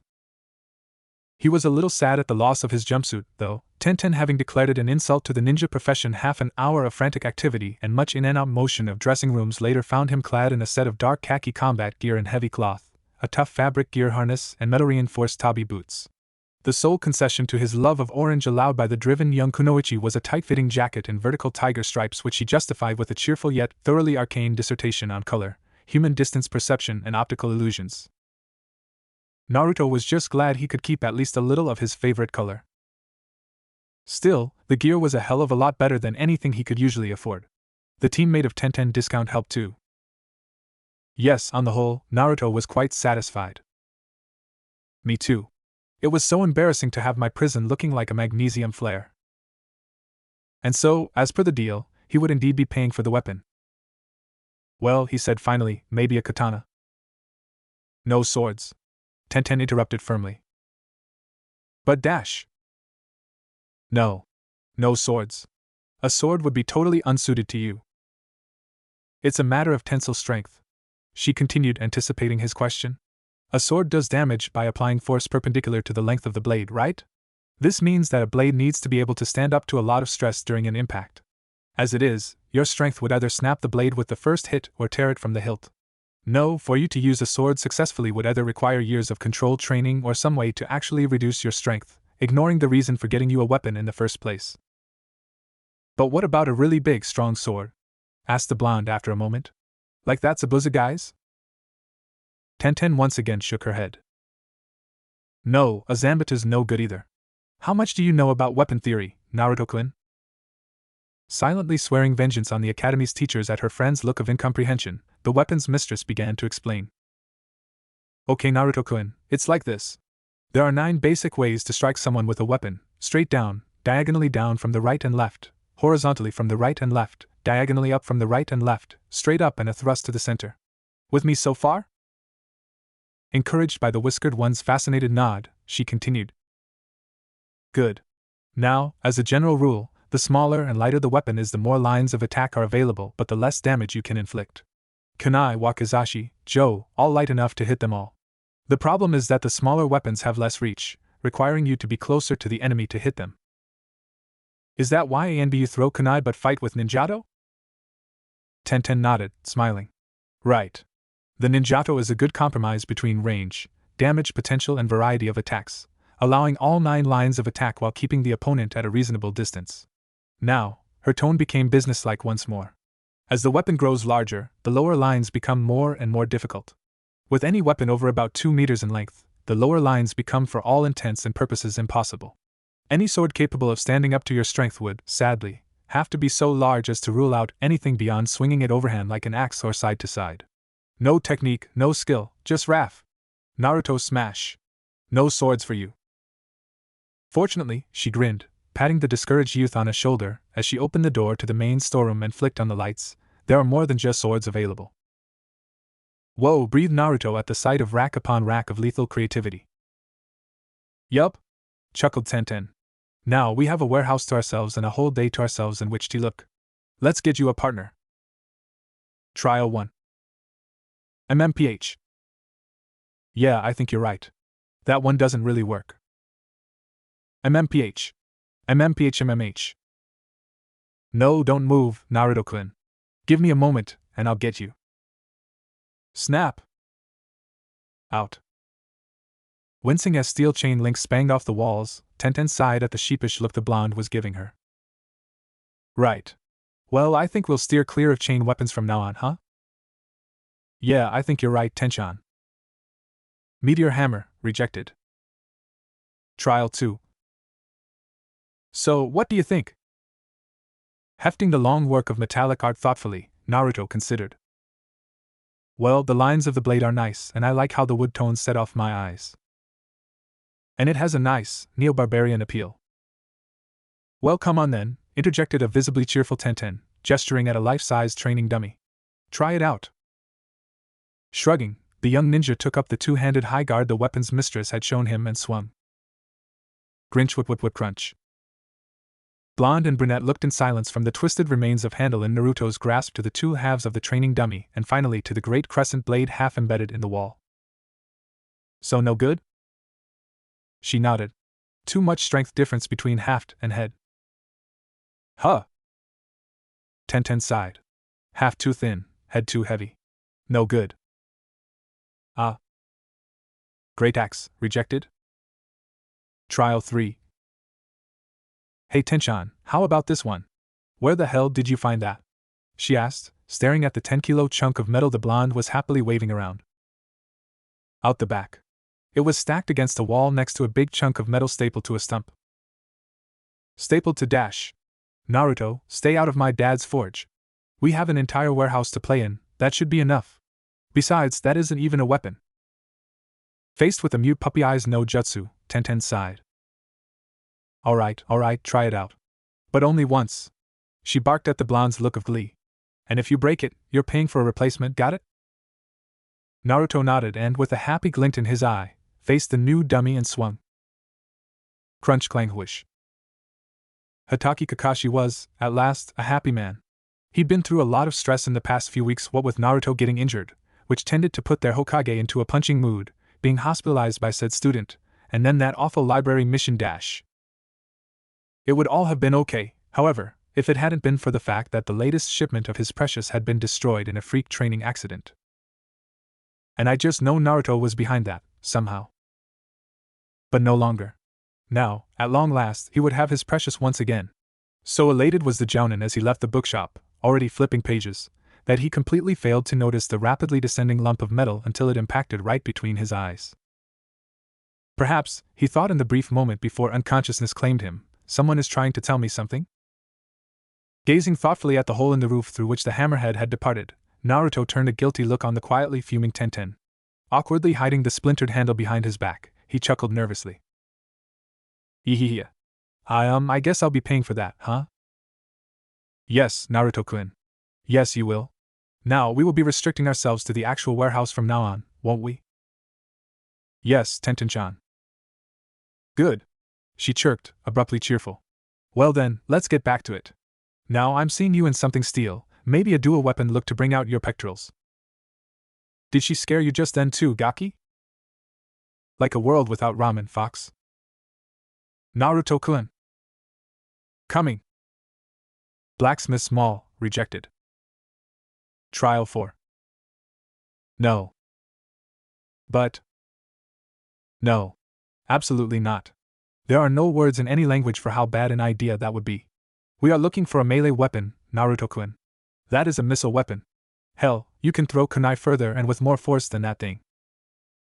Naruto cast a startled glance at the apparatus he was manhandling back into the shed. Huh. Good point.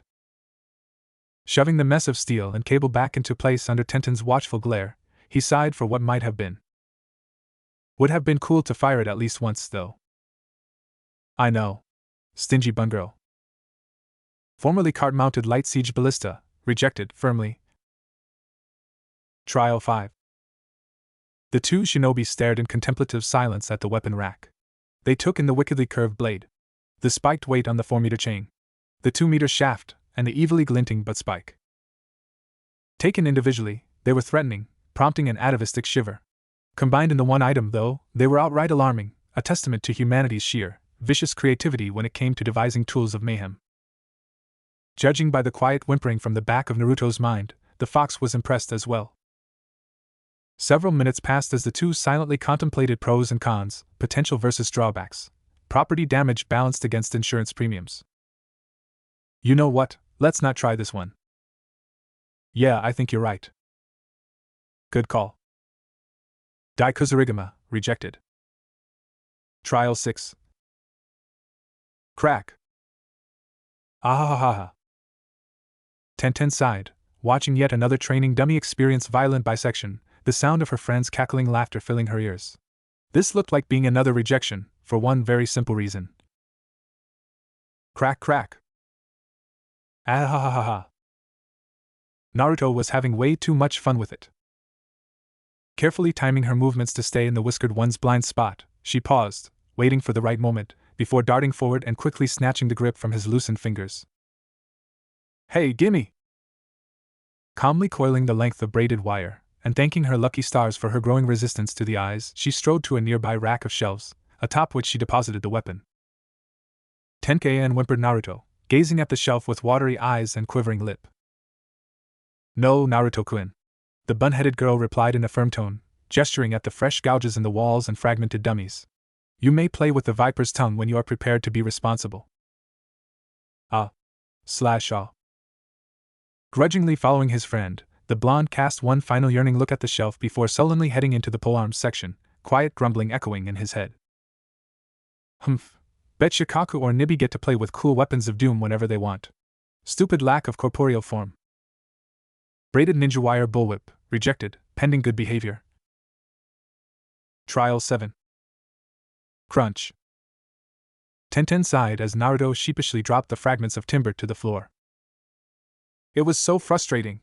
A spear, particularly one with a good broad blade, would in theory be lethal in the blonde's hands, combining range, potential lines of attack and a devastating thrust. If only Naruto would stop squeezing through the haft. Wandering through the racks as her friend set to salvaging spearheads and quarterstaff ferrules and brushing timber fragments into the kindling pile, she mentally ran through options. Okay, spears out. Naginata out. Halberd, billhook, lahaber, any striking weapon, anything with a thin shaft that limits things. Muttering as she walked, the frown on her face growing steadily sharper, she was on the verge of rejecting polearms entirely when a flash of crimson caught her eye. Naruto nervously adjusted his grip on the iron shaft and glanced at Tenten, who cast him a reassuring smile. It's okay, Naruto-kun. Just do the kata I showed you. Okay, Tenchan. Agreed the blonde, hesitantly making a passing step forward and bringing the great shovel head around in a sweeping arc. Tenten smiled as her friend's movements grew more and more confident, shovelhead and crescent blade whirling around in a dance of potential destruction. Faster and faster the blonde shifted through the steps, the staff of the weapon audibly humming in the air. Maybe this was the one. GRNCH. Ehehe whoops. Tenten felt her eyebrow begin to twitch as she took in the half-circle of twisted metal that had formerly been a polearm, causing her overpowered friend to gulp at the slight prickle of killing intent filling the air and surreptitiously note possible escape routes. I'm sorry, Tenchan. I got excited, and I guess I gripped it too hard and It's okay, Naruto-kun, replied Tenten with a long-suffering sigh. It was a long shot anyway. So said the whiskered one after a few moments of silence. Want me to straighten it again? Would you please? Monk's spade, and other assorted polearms rejected. I'm bored. Shut up. Really bored. Shut up, Fuzzy. Bored. Shut up or I'm asking Guy-sensei about youth and hard work.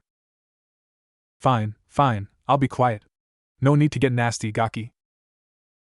On the whole, Naruto was quite glad Tenten had elected to work off some stress at the kunai range and left him to wander through the warehouse, his tenant making it more and more challenging to maintain his temper. I don't know why we're still back here, Kit. You know we could get the whip down from there. Tenchan said no. Do you really want to get her angry with us? Well, no, but the whip. Truth be told, Naruto could sympathize with the giant rug. The whip was cool, all braided and wiry, with the hiss and the WH crack, and... Still, Tenchan knew stuff about weapons. If she said no, there was probably a good reason. It was a very high shelf, too. You know, continued the fox as Naruto wandered toward the back of the warehouse, you could always persuade the bun girl. Some puppy eyes, a smile, some nibbling. Guy-sensei, please share your youthful teachings on hard work with your youthful student. All right, you've made your point.